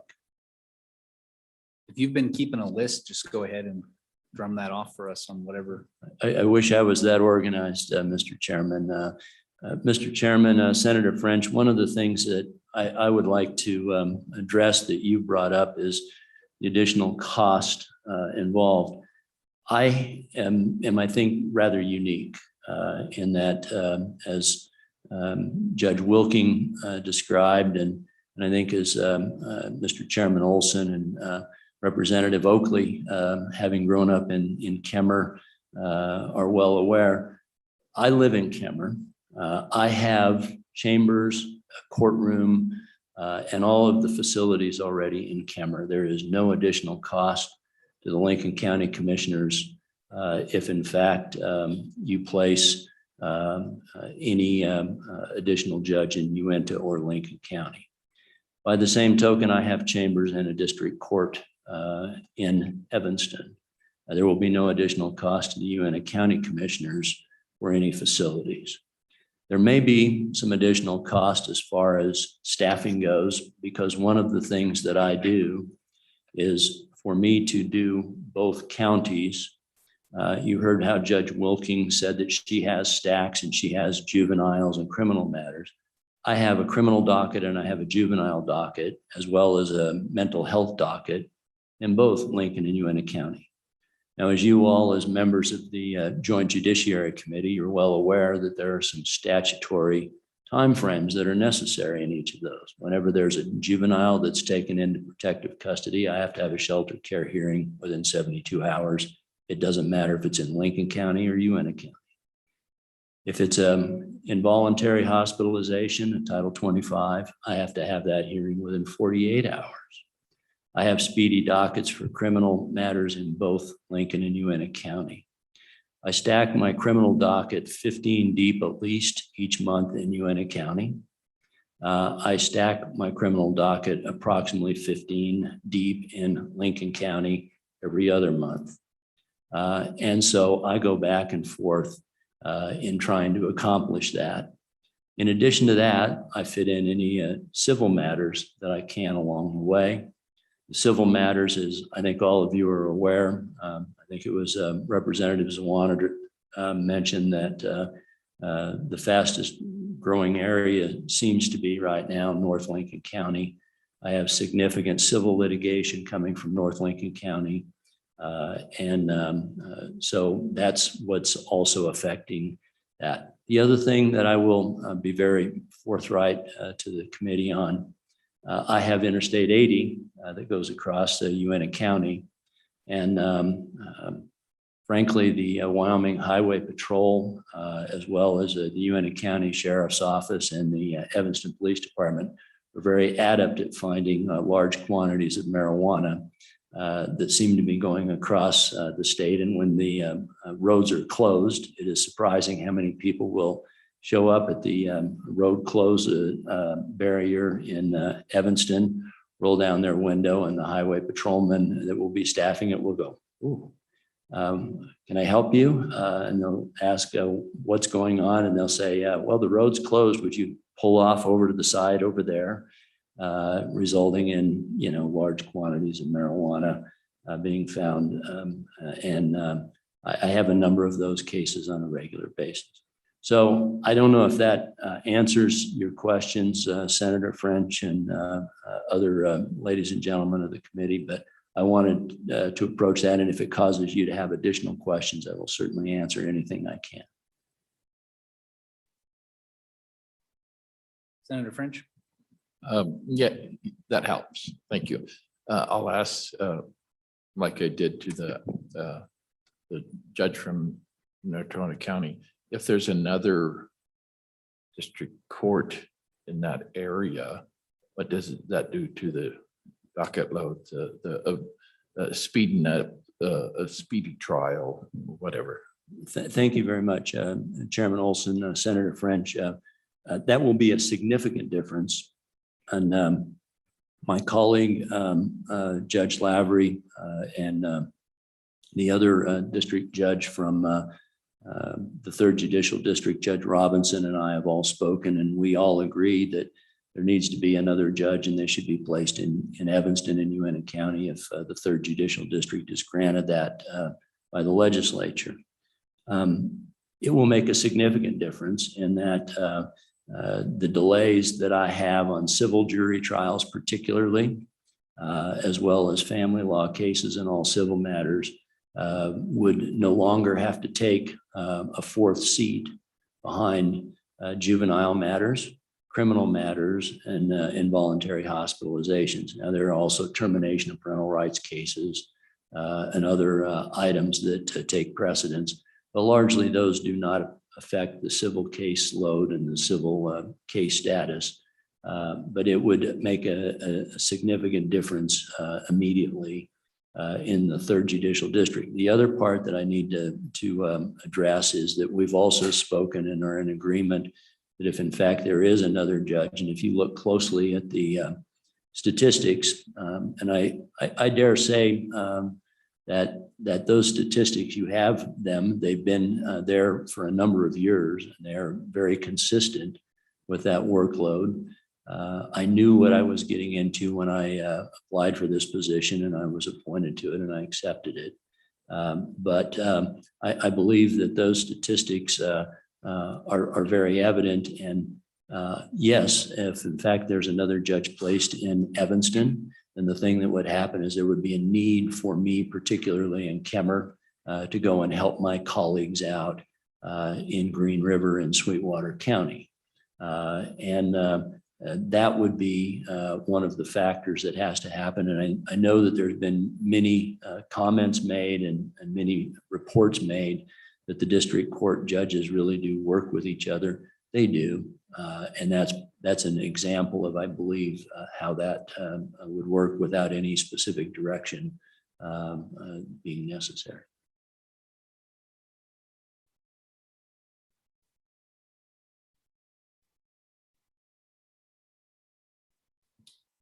Judge, did you have some other points that you wanted to address? Mr. Chairman, no, I think that my colleagues have been very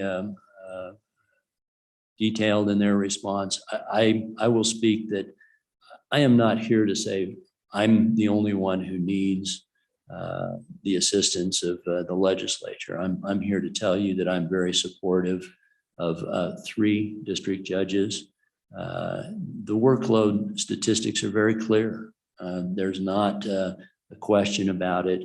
And the part that I will conclude with, Mr. Chairman and ladies and gentlemen of the Joint Judiciary Committee, this is not about me. This is not about any other judges. This is how it is that we can provide the glue to our society that can provide services to the ladies and gentlemen who are our citizens. This is how we can provide services to the pro se litigants that can't afford to hire attorneys to do their divorces, their guardianships for their family members. This is how we can make it so that people can move forward and be productive. I don't know, I know that you all are aware of that. But I want to conclude my remarks with that. And if there are any additional questions, I certainly will do all I can to respond. Thank you. Committee? Senator Cole. Thank you, Mr. Chairman. This goes to District Court Judge where I live. There's Lavery. Good day to you, sir. Could you explain briefly on the massive downturn that you see in the statistics from 19 to after the COVID issue? And could you please maybe enlighten myself on why that happened or what your opinion is on why that happened? Thank you, Mr. Thank you. Judge Lavery. Thank you, Senator Colvin. Chairman Olson. You know, I looking at the numbers, it appears to me that it is entirely COVID related. And I say that because it's across the board. I mean, we did lose some population in the census numbers, I think somewhere in the vicinity of 1,500 out of Sweetwater County. But, you know, we're still above 40,000 people. And so I think that what happened is, first of all, COVID presented barriers to people. It affected law enforcement on the enforcement side. Children weren't going to school, and so they weren't being seen in the classroom. So teachers weren't being first responders with children that were being abused. So those numbers are down. I mean, I think it affected everything. We have a lot of pro se filers. You know, our socioeconomic situation in Sweetwater County has some people that do very, very well, but we also have some people that are very, very poor. And a lot of those people do their own legal work. And when we went to an almost electronic filing system, I mean, it was a patchwork electronic filing system. You could email, that nature. It kind of shut the folks that were on the bottom end out of the system. I noticed that our pro se filings went down. And so I think it's a lot of things, but I think it all could be tied back to COVID. And if we can get back out of that, I think our numbers will go back up. If you, I had from 2011 to 2021, the caseload numbers. And one year we didn't do a caseload study because of getting onto our user, but I mean, across the board in all three counties, we're above. I did a 5-year average, most recent 5, I did the whole 10. It's between 3.9 and 4 across the board. And this has been known since 2011 and 12.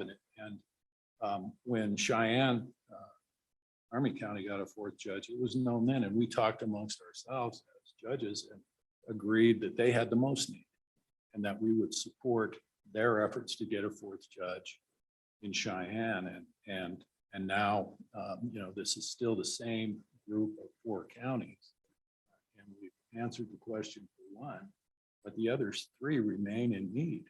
And it's affecting the ability of people to get justice in a timely fashion. You know, I look at some of the other bills that you're considering today, and I think all of these are worth discussion.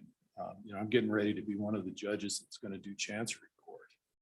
I am going to be fascinated to see how many people choose to use Chancery Court, how many people want to be on a 150-day docket, because that's not what I see in my courtroom. And so, but I think it's going to be different lawyers. I think the kinds of lawyers that choose to practice in Chancery Court might be different than normal litigators that we see in other kinds of cases. So it's going to be a fascinating experiment. And we started working on getting it up and going, I think sometime in May or June. And we're on track, and it's going to start on December 1st by hook or by crook, and it's going to be all electronic. And I know that the 3 judges that are going to participate in this, the 3 district court judges, are happy to contribute to this effort and excited to see how it will go, but none of us know how. We just have no expectation. We're going to do a presentation for the bar conference this week about Chancery Court, but that's going to take time out of all of our schedules. As far as the 3rd Judicial District specifically, Judge Robinson and I, we can help Judge Blumel, but when we help, we also get in his way because we take up his courtroom and we take up his facilities. I have a construction case that involved a school building that was set for a week, and the attorneys and the parties were kind enough to come to Green River to try the case rather than me trying to take a week away from Judge Blumel, because that's what happens when you do it by this piecemeal help approach. You take up their facility, you take up their time, and in some ways you don't make things better. There needs to be someone sitting in a seat every day to make it work. So I'm hopeful that you'll give us consideration for these judges. I think it's needed. And I think it's been something that's been needed for a long, long time. But in short, I guess, Senator Kolb, I truly believe that it's been COVID. We'll come to the end. Vice Chairman Washington. Thank you, Mr. Chairman. Judge Romel, when you travel back and forth from one county to the other, do your staff members travel with you? So there's 3 or 4 of you on the road back and forth, or how does that work? Chairman Olson, Representative Washit, when I took the bench, my judicial assistant was from Kemmer. And with my workload and trying to deal with the files, I made a decision that it was necessary that my judicial assistant had to be in the same location that I was, because as the attorneys know, our judicial assistant is in essence our traffic policeman for the judges. And so my judicial assistant and I traveled every day from Kemmer to Evanston whenever I was having court in Evanston. And she was able to stay in Kemmer whenever I was staying in Kemmer. She retired. In fact, she retired last month. I've hired a new judicial assistant, the best judicial assistant that I could find, that I felt would be the best supporting assistant and the best traffic policeman that I could get. and have the knowledge and skills with the salary that I could offer, which, by the way, is less than what a chief clerk of the circuit court makes, because I had none of them apply because they would have a cut in pay. So I hired a judicial assistant from Evanston. So my judicial assistant from Evanston stays in Evanston on the days that I travel to Evanston, and she travels from Evanston to Kemmer on the days that I stay in Kemmer. Probably way more than you wanted with that request. I hope that was responsive. Any additional questions? Lavery, do you have any other thoughts? Just going to add, Chairman Olson, I was involved in 2012 in the collection of time, filling out the time sheet. And I had just been appointed in July, and it came to, I think we did October and November, where we had to keep our time. And the statistician that was in charge of the whole thing made us turn in our time every day. So a little bit different than law practice, but it was on the quarter hour. Had to put down the kind of case, the case type, and the case, and how much time you spent on it. And during that time, I went to judge school in Reno for 2 weeks out of that time. And I said, isn't that going to affect the weighted caseload study? No, it's all statistics. And as we went through that process, it was really interesting because we're all different. Judge Blumel travels.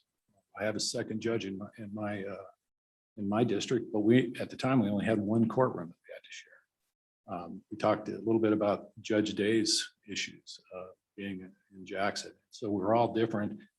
In Fremont County, a lot of travel. In the 9th Judicial District, they move around between Lander and Jackson and Pinedale. And so we were all curious, how does this work out into this whole thing? The statisticians told us again and again, we collect all the numbers and it comes out in the statistics. But we've lived with this weighted workload study, and it's the data that we have. But it was a really interesting process.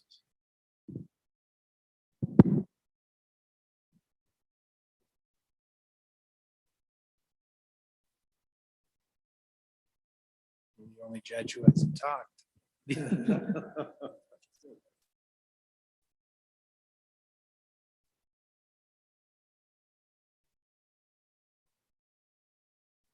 Thanks. I guess I'm from the 8th Judicial, Mr. Chair, sorry. And I'm sort of the Goldilocks. Our workload says that we're just right. So I'm just here to support my colleagues. But in terms of Representative Crago's idea about with our clerks, I will tell you that everyone's different, but I do the 2-year rotation. So I'm 4 years on the bench and I'm on my 3rd clerk. And the good news is they go out to work in the work force right there in our community. And so I think that's an advantage that I think is really important from my perspective. But I will just say as a general summation here, that we do everything we can to help each other, and the need in the 3rd, 6th, and 7th is real. The constituents need it. And in terms of how long it takes somebody whose workload's about right, if you will, it takes us probably 6 to 8 months to get a full day trial set. So if that gives you some perspective, that's kind of where I am. Thank you, Mr. Chair. Any questions for Judge Peasley? Judge Blumel, go ahead. Mr. Chair, thank you. If I may, Judge Peasley brought up one of the items that I did wish to respond to, and that was Representative Crago's question about staff attorneys. And I think that this is hopefully this panel of the 3 of us is helpful and enlightening to you. I will tell you that if I had to retrain a new staff attorney or law clerk every 2 years, there is no way that I would be able to get my decisions out in a timely fashion. And in fact, at times, I don't feel like get them out in a timely fashion as it currently is. And I have a staff attorney who's very well versed. I rely significantly on her. And if I had to start all over, and I've spoken to some of my colleagues who have lost their staff attorneys and tried to find replacements, it would be dire to me and the litigants that come before me in Lincoln and Uinta County. So Judge Blumel, to that point, I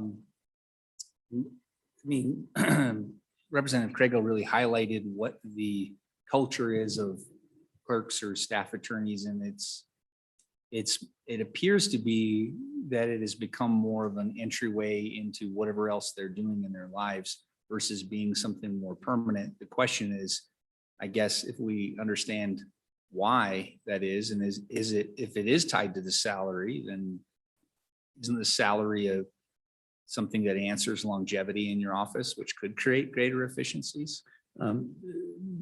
Chairman Olson, yes, that in fact is true, but as you and Co-Chair Nethercott and the other attorneys on this committee understand, there are some nuances that each law firm finds ways to try to maneuver around and through. And I can tell you that that's one of the unique perspectives that all of you have that I want to explain, that I think is a benefit to the current structure where each district court judge constitutionally is a separate, in essence, agency, is that each of us judges have the ability to do kind of as we did when we were in our practice, and we can find a way to try to make the best efficient method and the most productive.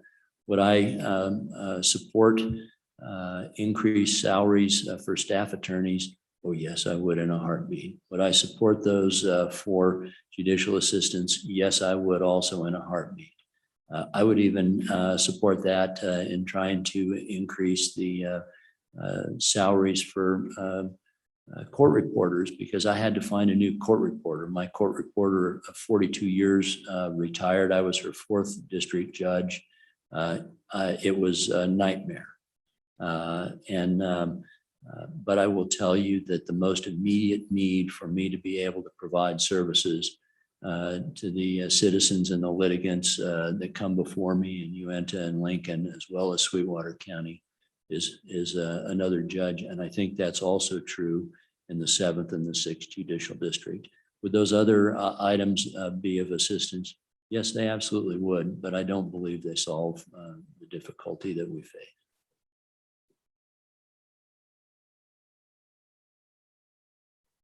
Nothing further, committee? All right. Thank you. Thanks, Thank you very judges. much.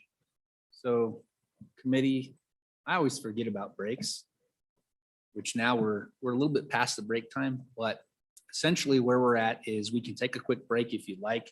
The only thing we need to do before we talk about this topic is hear from the circuit court. So we can bring Judge Christensen up, or we can take a quick break and then bring Judge Christensen up. Would you like a break? Okay. All right, we'll take a 10-minute break.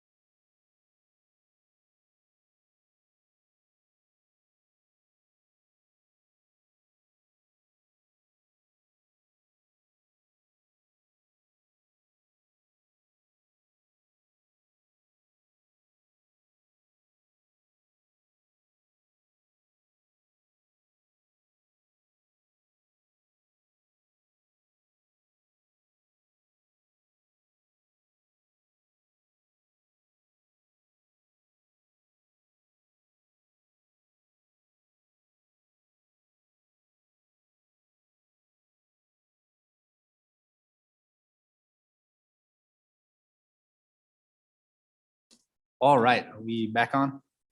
Can we be back on? We are back on. Ms. Representative Blackburn, thank you for sticking it out with us.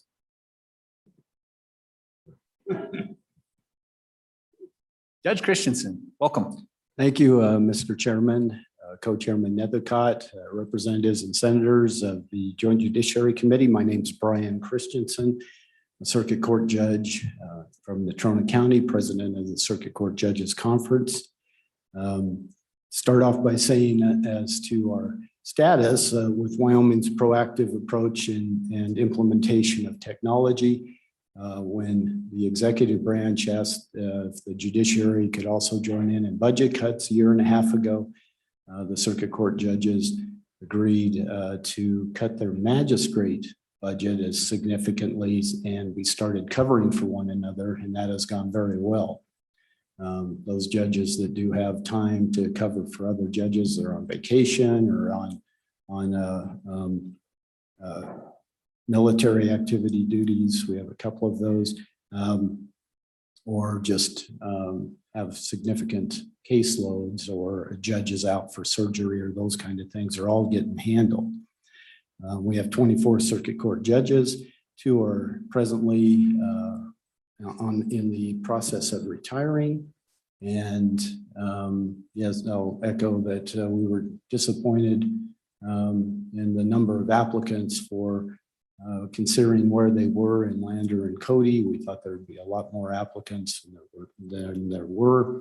So we were concerned about that, and echo what Judge Wilkins said about concern about the future of who is going to replace the judges. And maybe that's just every generation thinks that. I don't know. You know, it's like, what are they thinking now? It's like my generation from my grandpa thinking that about me. And so, yeah, but we do have some concerns, because I would think in the next 3 to 5 years, we'll have 10 more circuit court judges leaving the bench. And that would be half of the circuit court. The 3 in Natrona County will all be gone in 4 years. The 2 I work with have over 20 years experience. You notice from those workload studies, we've been operating with the 3.5 workload docket, but I think from the experience and our longevity, we have that pretty well down. We are able to cover that. I'm concerned about what it's going to look like when we all 3 leave.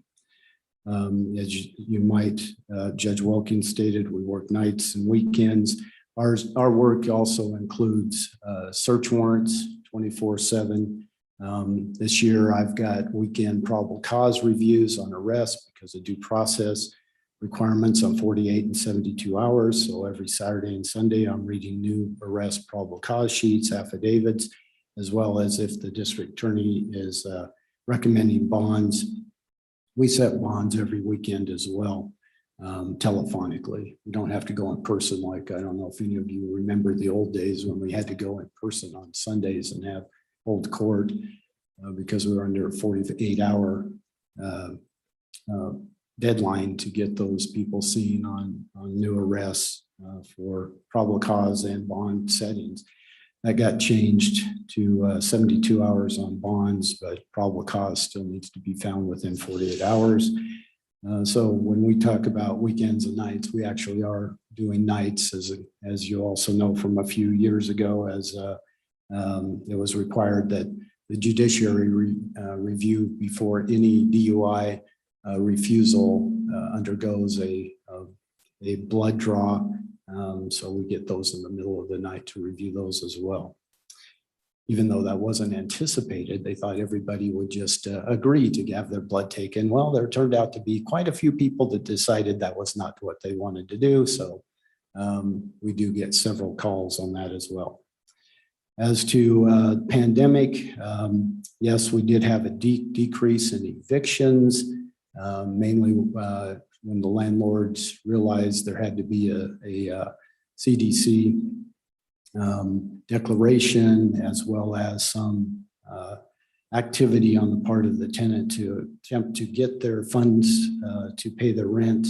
Those slowed down, and I think it was taken care of mainly by the landlords. But now with the moratorium gone, our FED filings are going up. I don't know if it was because of COVID, but our protection orders have gone up too. Domestic violence stalking orders, requests for petitions. Those have gone up significantly. As to our operations, we deal with circuit court clerks. We have the oversight of circuit court clerks, unlike the district court judges that oversee the district court clerks. Those are county employees. Circuit court clerks are state employees. There is, I would say, a morale issue around the state with our circuit court clerks. There's been some significant turnover. Part of that might be related to the new software program that's been implemented. There's more requirements on them. There's a greater workload. Just saying, oh, we're going to do this software program, which is going to be more technologically sophisticated.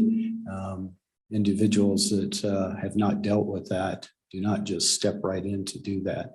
And there's significant training, maybe even a higher level of competency. We have had a court that the whole circuit court clerks turned over within months. As to circuit court clerk judge operations, just as a reminder, circuit court judges do not have legal secretaries. Circuit court clerks do not have staff attorneys. We do our own research. We can request once in a while. The Supreme Court's been great. They have some staff attorneys that will help us out on some issues. We also do a thread with our other judges. If you've got a question as, hey, has anybody seen this issue kind of thing? That's mainly when you're seeing us on the weekends or our cars there past 5 or was doing research on those types of cases. Yeah, there is some issues with pay on circuit court clerks, and maybe that'll help on morale. But I'm sure that's through the executive branch as well. But we are seeing that impact our circuit court clerks at the present time. And he did that end on a down note, I should say, but the technology is great. So I was talking to Representative Trega. I'm able to sit in my courtroom and cover for Judge Sanford in Albany County recently on a prelim, and the individual at that point had a posted bond, so he's sitting with his public defender in one office site. The county attorney, she was in her office. The 2 officers were able to testify from their law enforcement facilities, and it worked very well. I was pretty impressed with that. That, as was talking to Representative Crago, that is a critical hearing.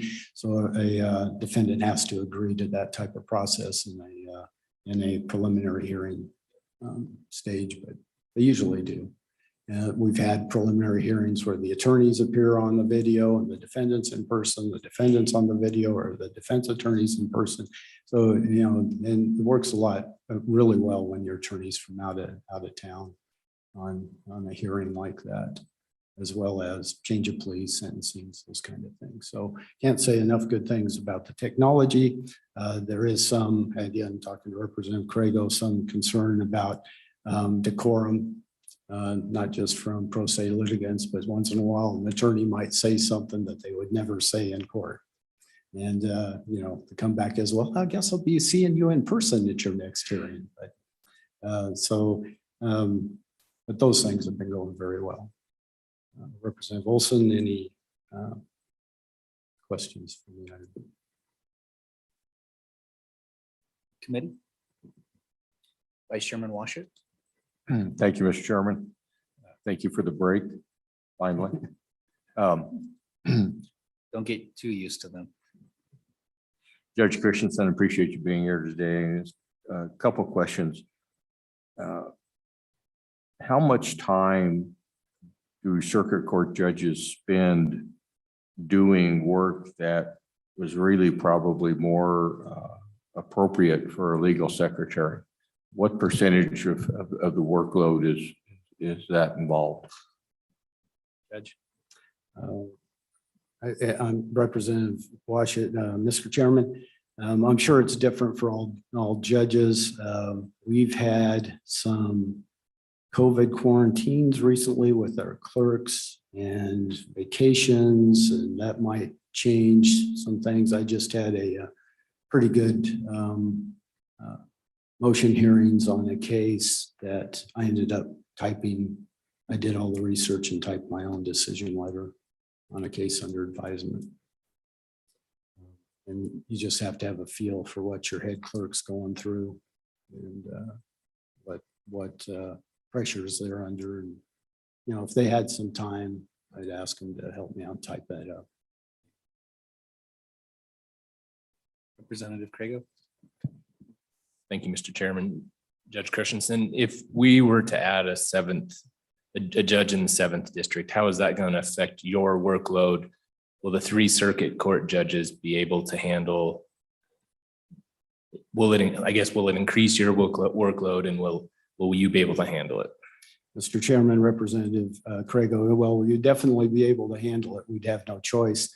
We do use the spare district court courtroom now. It is a lot bigger than our circuit court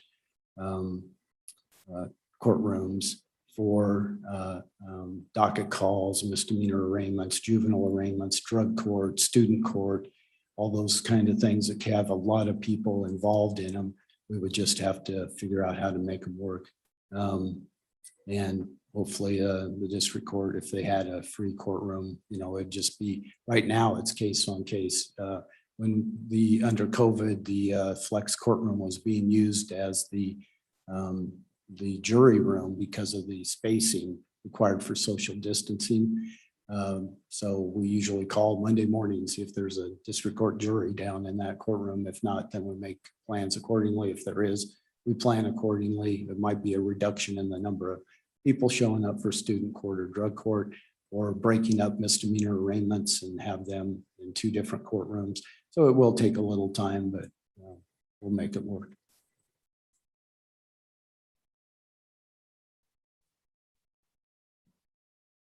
Committee, additional questions for Circuit Court Conference? Judge Christensen? Any other thoughts? Oh, plenty, but I don't think I'll get you. Wow. I'll get you later tonight. Get the coffee started. All right. Thank you, Judge.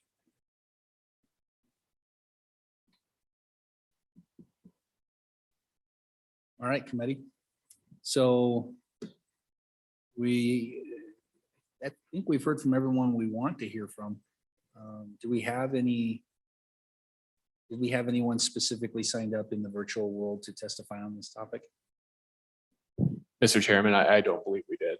We did not. Perfect. So I guess we should take some public comment in general. Public comment on either of the topics we've been discussing this morning. Haven't signed up, but you'd like to make a public comment? No? All right. Co-Chairman Nethercott, you just hovering over the button there. All right. All right, committee. You have a pleasure. Representative Zwanzer.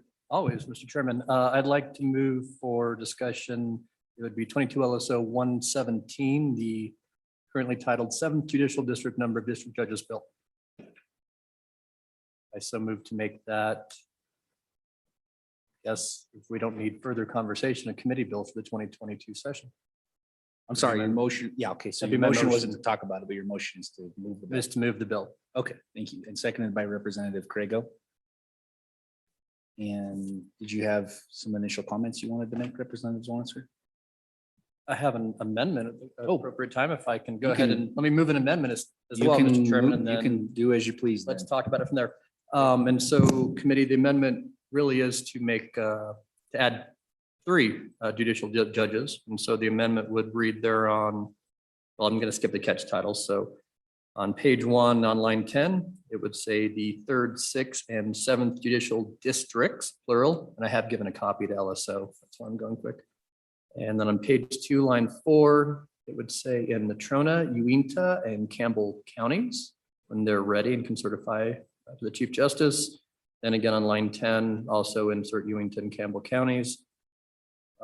There's some grammar checks. They're on line 17 to be sort of the additional district, an additional district judge.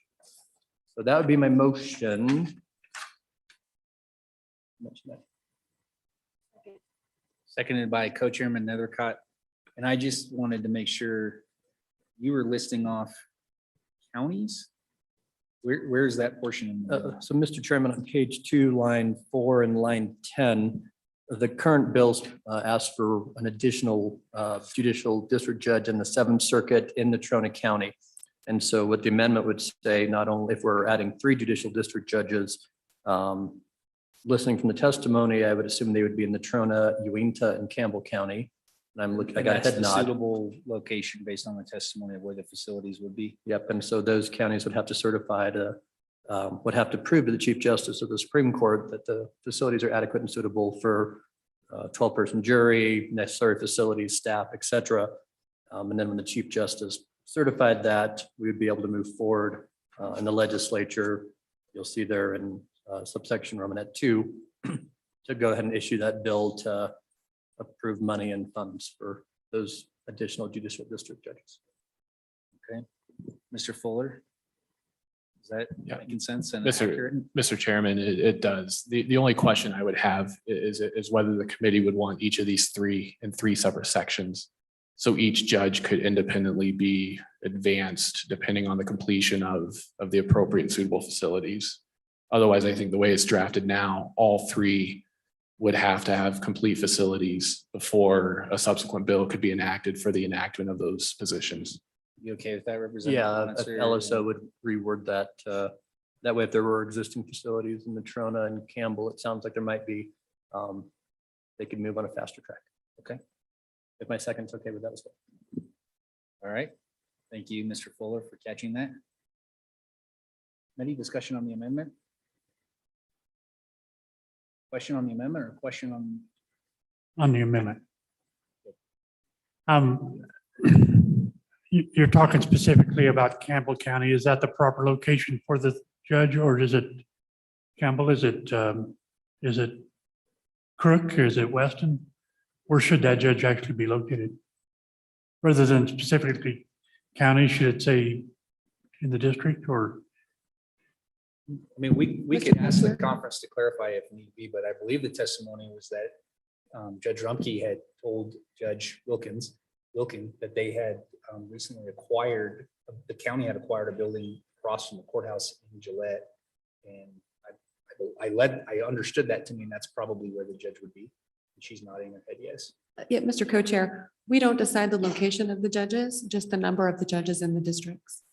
So they would determine where they need to be physically located, if at all. Well, this, Senator Nethercott, this portion of the statute does. So the Supreme Court certifies that they have adequate facilities. And within their own terms and within their own rules, they determine the locations.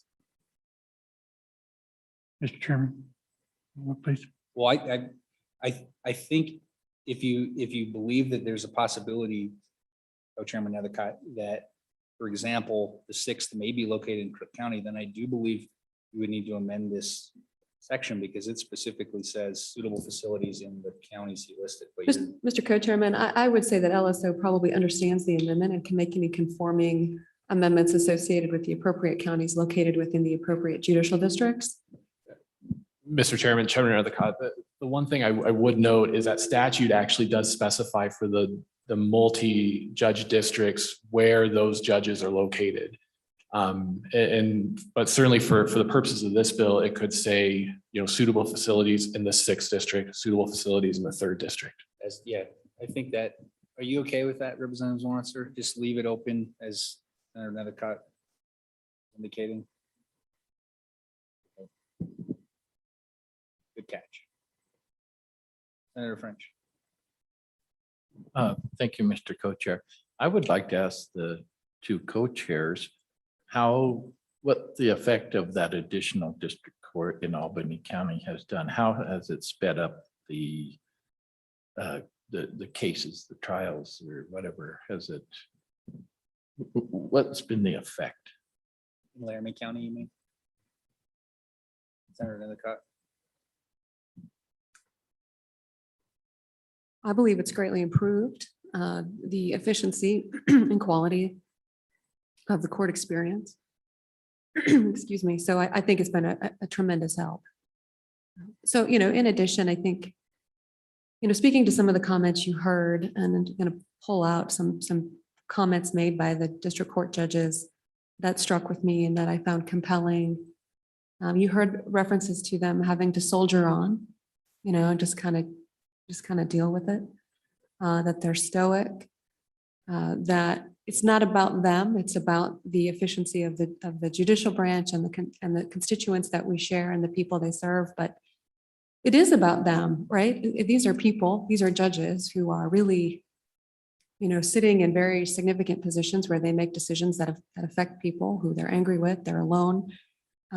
Their quality of their lives matter. We care about them as our neighbors, colleagues, and citizens of Wyoming. I want to make sure that's clearly understood. Burnout is real, which affects the quality of the judicial decision-making and their families and their lives. So I think adding that forth has enhanced that for our community and for our constituents. And I think that's very, very important.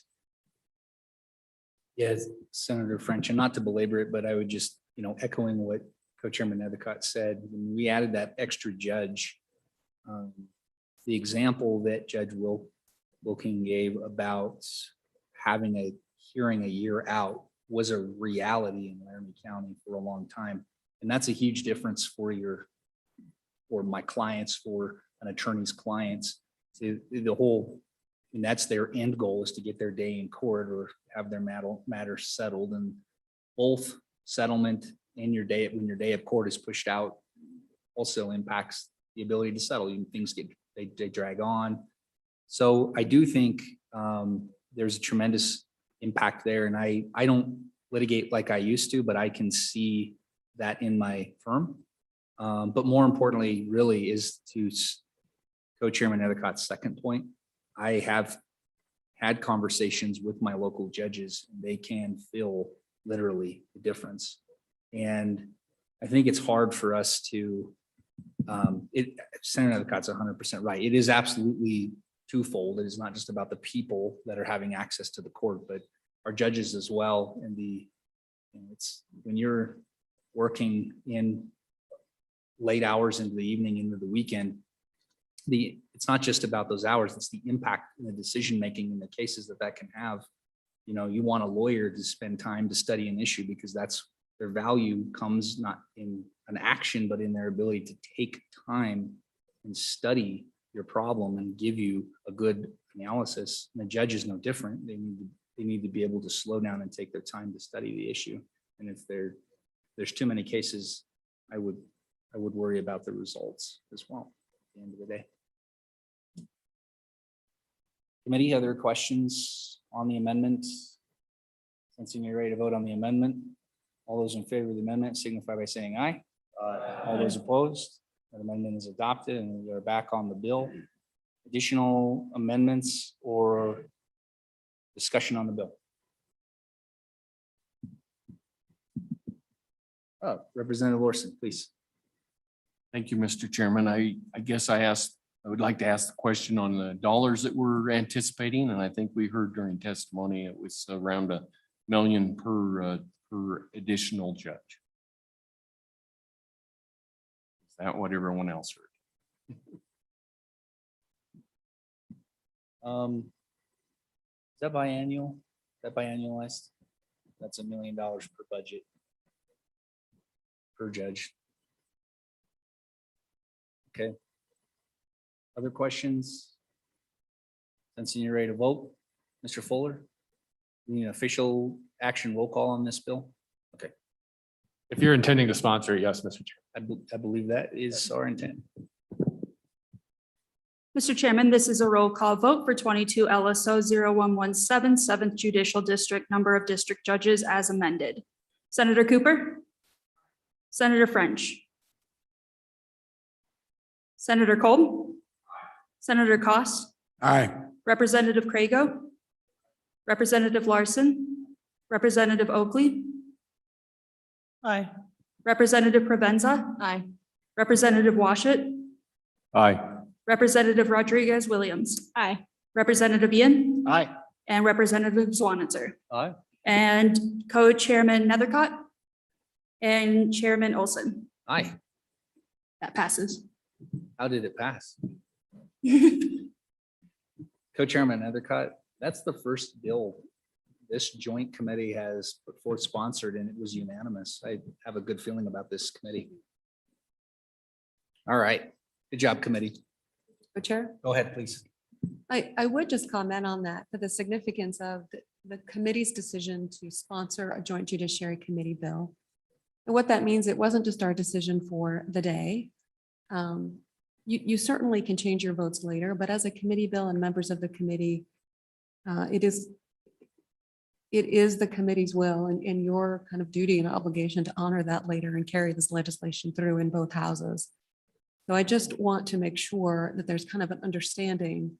Again, of course, your vote is not fixed, but I would say that you have signaled to the committee and to the rest of the legislature, to the public and to the stakeholders that you will stand by the vote made today. Senator Nethercott. In the House, we'll have 9 soldiers lined up at the mics ready to fight for a bill. That's how we do it in the House. But I assume the Senate will be the same. Okay. Next, okay, so we are 26 minutes out from our lunch and we have a really big topic.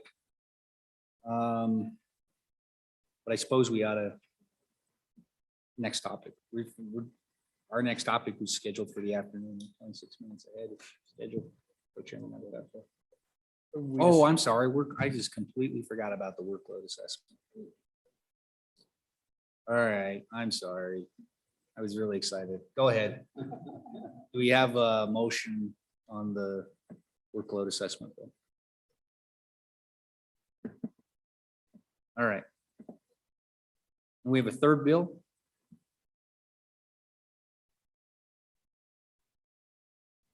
Mr. Co-Chair, I would move LSO Working Draft .5, Supreme Court Justices and District Court Judges Retirement. And this is where we're changing it from the age of 70, I think, to 72. A second? Seconded by Representative Swanitzer. Amendments or discussions on the bill? This is a little awkward in that. Do you want a summary of the bill? Representative Fuller? Yeah. You were, I don't know if that was promoted or demoted. Mr. Chairman. Mr. Fuller. No worries. Mr. Chairman, are you talking about 22 LSO 115? And just, I mean, the quick summary, this would amend the Constitution to allow a Supreme Court justice or district judge to, upon reaching age 70, complete their term before they would be required to retire. Representative Swanitzer? Can I just maybe add some context to discussion then, Mr. Please. Chairman? And so Wyoming there's about 50% of the states have no judicial mandatory retirement age. About half do. Of the half that do, Wyoming is at the lowest. Ours is 70. I think of the half that do, Vermont's is the highest at 92. And this has been an issue. It's been around. I mean, discussed every time we lose a Supreme Court justice or a district judge to the age of 70 provision. Many times they say they're not quite ready. And so as we know, judicial district terms are 6 years. And so what this amendment would be if they were up for retention when they were 69 or 68 years old, it would allow them to continue that retention term of 6 years that the voters would vote on in their judicial district and allow them to serve out their term. There's a lot of underlying things associated with this. So some politics on when people apply to be district judges or Supreme justices, right? There's a big aspect of judicial retirement. And so that pushes the age of where I would say most applicants come to be a judicial district judge or Supreme, their mid to late 40s, maybe early 50s, right? There's a window based on judicial retirement. That also plays into the state budget and the retirement system because we're having more judges cycle through. They don't stay longer. which has an impact on the retirement system. So there's multiple impacts throughout the system. And it was, I just remember 8 years ago, we had this discussion, and then in the House passed it. Over 30% of the legislators in the room were over the age of 70, and they said they were competent to serve. So certainly some of the district judges go on to policy roles, state agency directors. In my tenure, a lot of the judges who said they weren't done, didn't want retirement, they did move on to other things, but it certainly seems unfair. 130 years ago when this was created, people didn't live as long. And I think anyone would argue we have a lot of very smart Supremes and district judges who could serve several years beyond 70. The most would be 75 if they were to get retained and they were, let's say, 69. So that's what it does. I think it's a great constitutional amendment, and the time has come to put it before the voters of the state. Encourage your support. Okay, and I know the bill is already on the table, and I know the Chief Justice mentioned this in our opening remarks, but I just want to give the opportunity to the district court conference to comment on this, since we didn't have it out in the discussion pool when you were up here before. So if you would like to, certainly would welcome any opportunity to opine on this.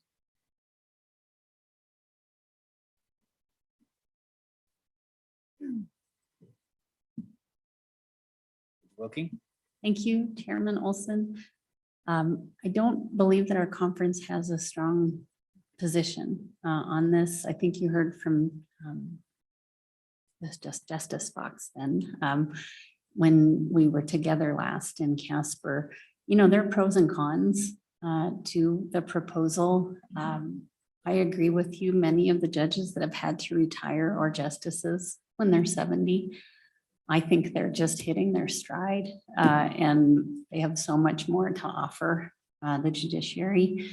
So I think it's a wonderful idea. But I also see the other side of it, where you do want some new people on your benches throughout the state. And so I'm of two minds that way, but I don't think our conference has a strong position one way or the other. It is impacting members of our conference right now. And I think some of the retirements you're going to see coming out are because of age and not because there's a desire to retire. But I did put the bill draft out there to our conference and did not hear any strong feelings one way or the other. Questions for the district court conference? Representative Craigo? Thank you, Mr. Chairman. Your Honor, so as I look at the bill, I guess I like the idea, but I'm also a little concerned that it's going to treat different judges differently based on when they're up for retention, right? Some judges will get to serve to 70 and a half or 71. Others may end up going to 75 and 3/4. Is there a consensus within the district court conference on, if we were just going to pick an age, if we're going to the ballot to the voters anyways, is there any sort of consensus on what age we could pick, and rather just put that into the bill draft or amend this bill draft that way, rather than saying to the end of your term? Chairman Olson, Representative Craigo, I think it just varies so much from judge to judge. And when you were appointed, I was appointed fairly young. And there are some judges that were appointed much later in life. And so they're ready to go when they want to retire at 70. And I certainly wouldn't see myself going until 70, just because of the things that I've already discussed. I'm just really tired and can't go anymore. But I don't think that I agree with you, it'll have a disparate impact based on your retention date. But I don't know that that's going to figure too greatly into judges deciding whether or not to stand for retention. We have a lot of judges that do get retained, and then maybe it's a year or two after that, they're stepping away from the bench. Representative Craigo? Follow up, Mr. Chairman. But no matter the date we pick, that's not going to affect your ability to retire whenever you decide that you've had enough of dispensing justice in Natrona County, correct? Chairman Olson, Representative Grego, I don't think you can keep me longer than I want to be a judge. I don't think that's in there. Thank you. I do wonder, though, to Representative Craig's last question in the discussion we had earlier about the point was made that the volume of applicants is decreasing. The point was made, which I believe is true, that all of our judges, they love what they do and they understand the importance of what they do. If it's hard to predict what that would look like, I suppose, but if there wasn't ready and available candidates, the retirement age was pushed out, it could have an impact on judges staying longer than they originally wanted to, but I think your point is well made. If the judge really wants to go fishing or whatever, we're going to do that. Chairman Olson, I would say that I think, in these times when we're trying to recruit people to apply to be a judge, I do often hear, well, I'm too old for that. And their calculus is, well, why would the governor appoint me if he knew I could only serve X number of years? So I do think it could address that concern on their part. That's an excellent point. Actually, I have even thought about that myself as I watch the vacancies pop up and I look at the district judges that I think are really good and would be really good for that. And then I think about that age factor. That's a good point. Many other questions for the conference? No? All right. Judge Christensen, I doubt you have a dog in this fight, although you might. I mean, the circuit court conference might, because naturally they would move into those roles. So if the district court judges are held longer, it may have a negative impact on circuit court judges. But you don't have any thoughts? Okay, all right. Representative Lawrence. Chairman Olson, I would just say that if you're a circuit court judge, you don't have a mandatory retirement age. Right. This is just for district and supreme. So it does seem unfair again that you could send the circuit. We actually go from a district judge to a circuit judge at age 70. But people want to keep staying. So we do have an inconsistency there in my mind on how we treat our court judges. No, it's a good point. Committee, further other public comment, just because I didn't allow for it earlier. There is none. I'll go back to the committee. Okay, committee, any other amendments, comments on this bill? Representative Washit. Thank you, Mr. Chairman. I just think that it'd be cleaner if we just raise the date from 70 to 75 rather than having the disparity depending upon your term of office. And so my amendment would be that we simply take the existing constitutional language and change it from 70 to 75. Moved by Representative Washit, seconded by Representative Oakley. Discussion on the amendment. Senator Kolb. Thank you, Mr. Chair. I'd just like to say, for me, it's not about an age, just because there's some folks that are above that number. It's not about competence. It's about a changing of the guard. I think there's two sides to this argument. Do we have someone in there when the society changes and we don't have an opportunity for other people to step in? Because eventually it's going to happen. I do appreciate what the older judges do. They're probably smarter than I, but I think there's a consideration to be had for new folks and new thoughts as society evolves. Thank you, Mr. Chair. Senator Kolb, given those thoughts, does it make you more comfortable then on the amendment to just adjust the age by 5 years as opposed to that formula? Mr. Chairman, I don't support the bill. I don't think it's necessary. I think retirement at 70 is appropriate for my present thinking, but I'm still listening. Thank you. Representative Yin. Thank you, Mr. Chairman. So a couple things. We Do you, so I quickly looked up what the lowest age for judicial retirement age and what other states do. 70 is the lowest age. Some go up to 90, but 75 seems to be a good number for a lot of people. I think I also have a question on what the existing language that was struck out would mean for if we raise it to 75, how old would the oldest judge could possibly be with that existing? Mr. Fuller? Yeah, Mr. Chairman, Representative Yen, I think that language would remain stricken still. That language that is stricken on lines 16 through 21 was included when the Constitution was amended to insert a retirement age. So that language contemplated that there may be those who would be very close to that already. And it just simply provided that they could, it was like a grandfather clause, basically, to allow them to complete their term regardless of age.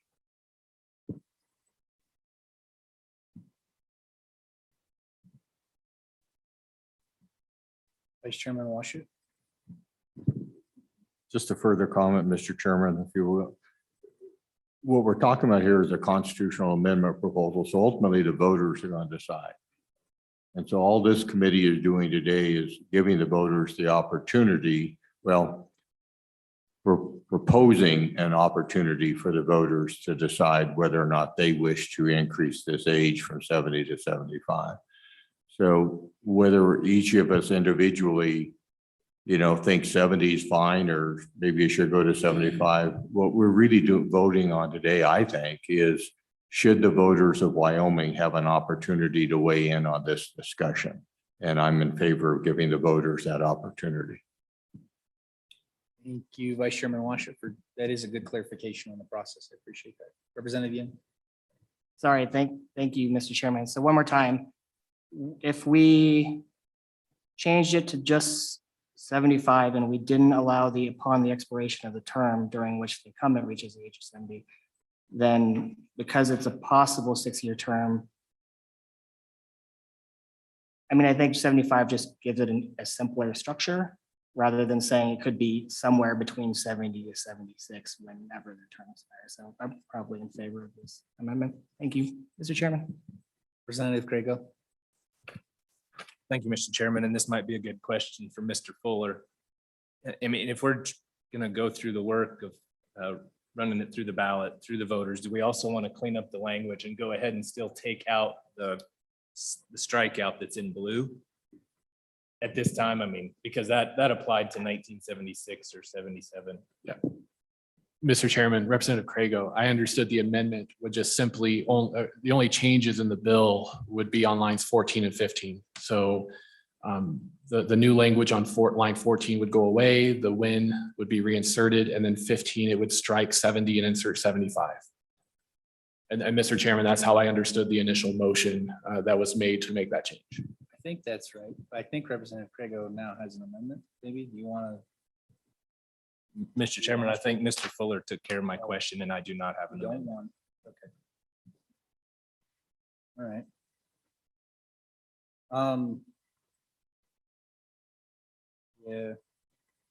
Yeah, because I have a question that's not related to the amendment. So question on the amendment. If you're ready. All those in favor, say aye. Aye. All those opposed? That amendment carries. Is there? So this goes to the ballot. And Representative Swanson, maybe you can help me with this, but I guess, does this specify when it goes to the ballot?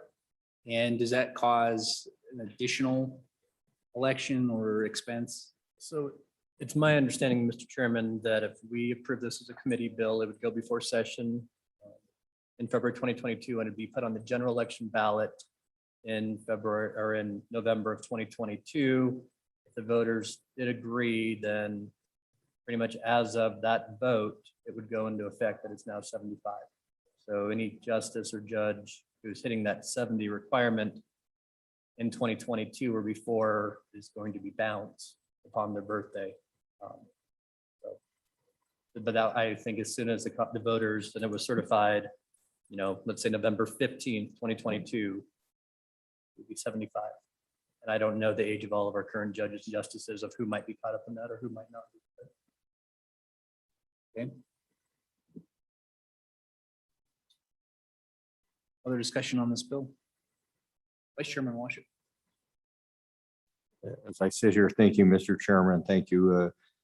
I just want to make sure that my amendment got rid of the language on page 2, line 14 about the upon the expiration of the term. That's gone. We just go to 75. Very good. That's what I was hoping it did.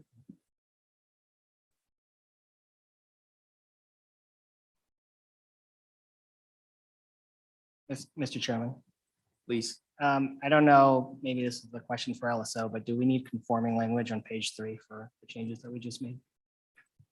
Mr. Fuller. Mr. Chairman, I assume that was part and parcel of the motion.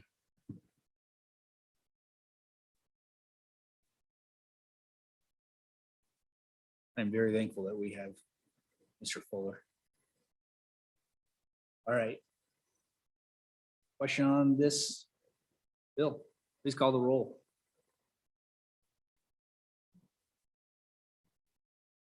Mr. Chairman, this is a roll call vote for sponsorship of 22 LSO 0115 Supreme Court Justices and District Judges retirement as amended. Senator Cooper, Aye. Senator French, No. Senator Kolb, No. Senator Cost, Aye. Representative Crago, Aye. Representative Larson, No. Representative Oakley, Aye. Representative Provenza, Aye. Representative Rodriguez Williams, Representative Washut, Aye. Representative Yin, Aye. Representative Zwanitzer, Aye. Co-Chairman Nethercott, and Chairman Olson. Aye.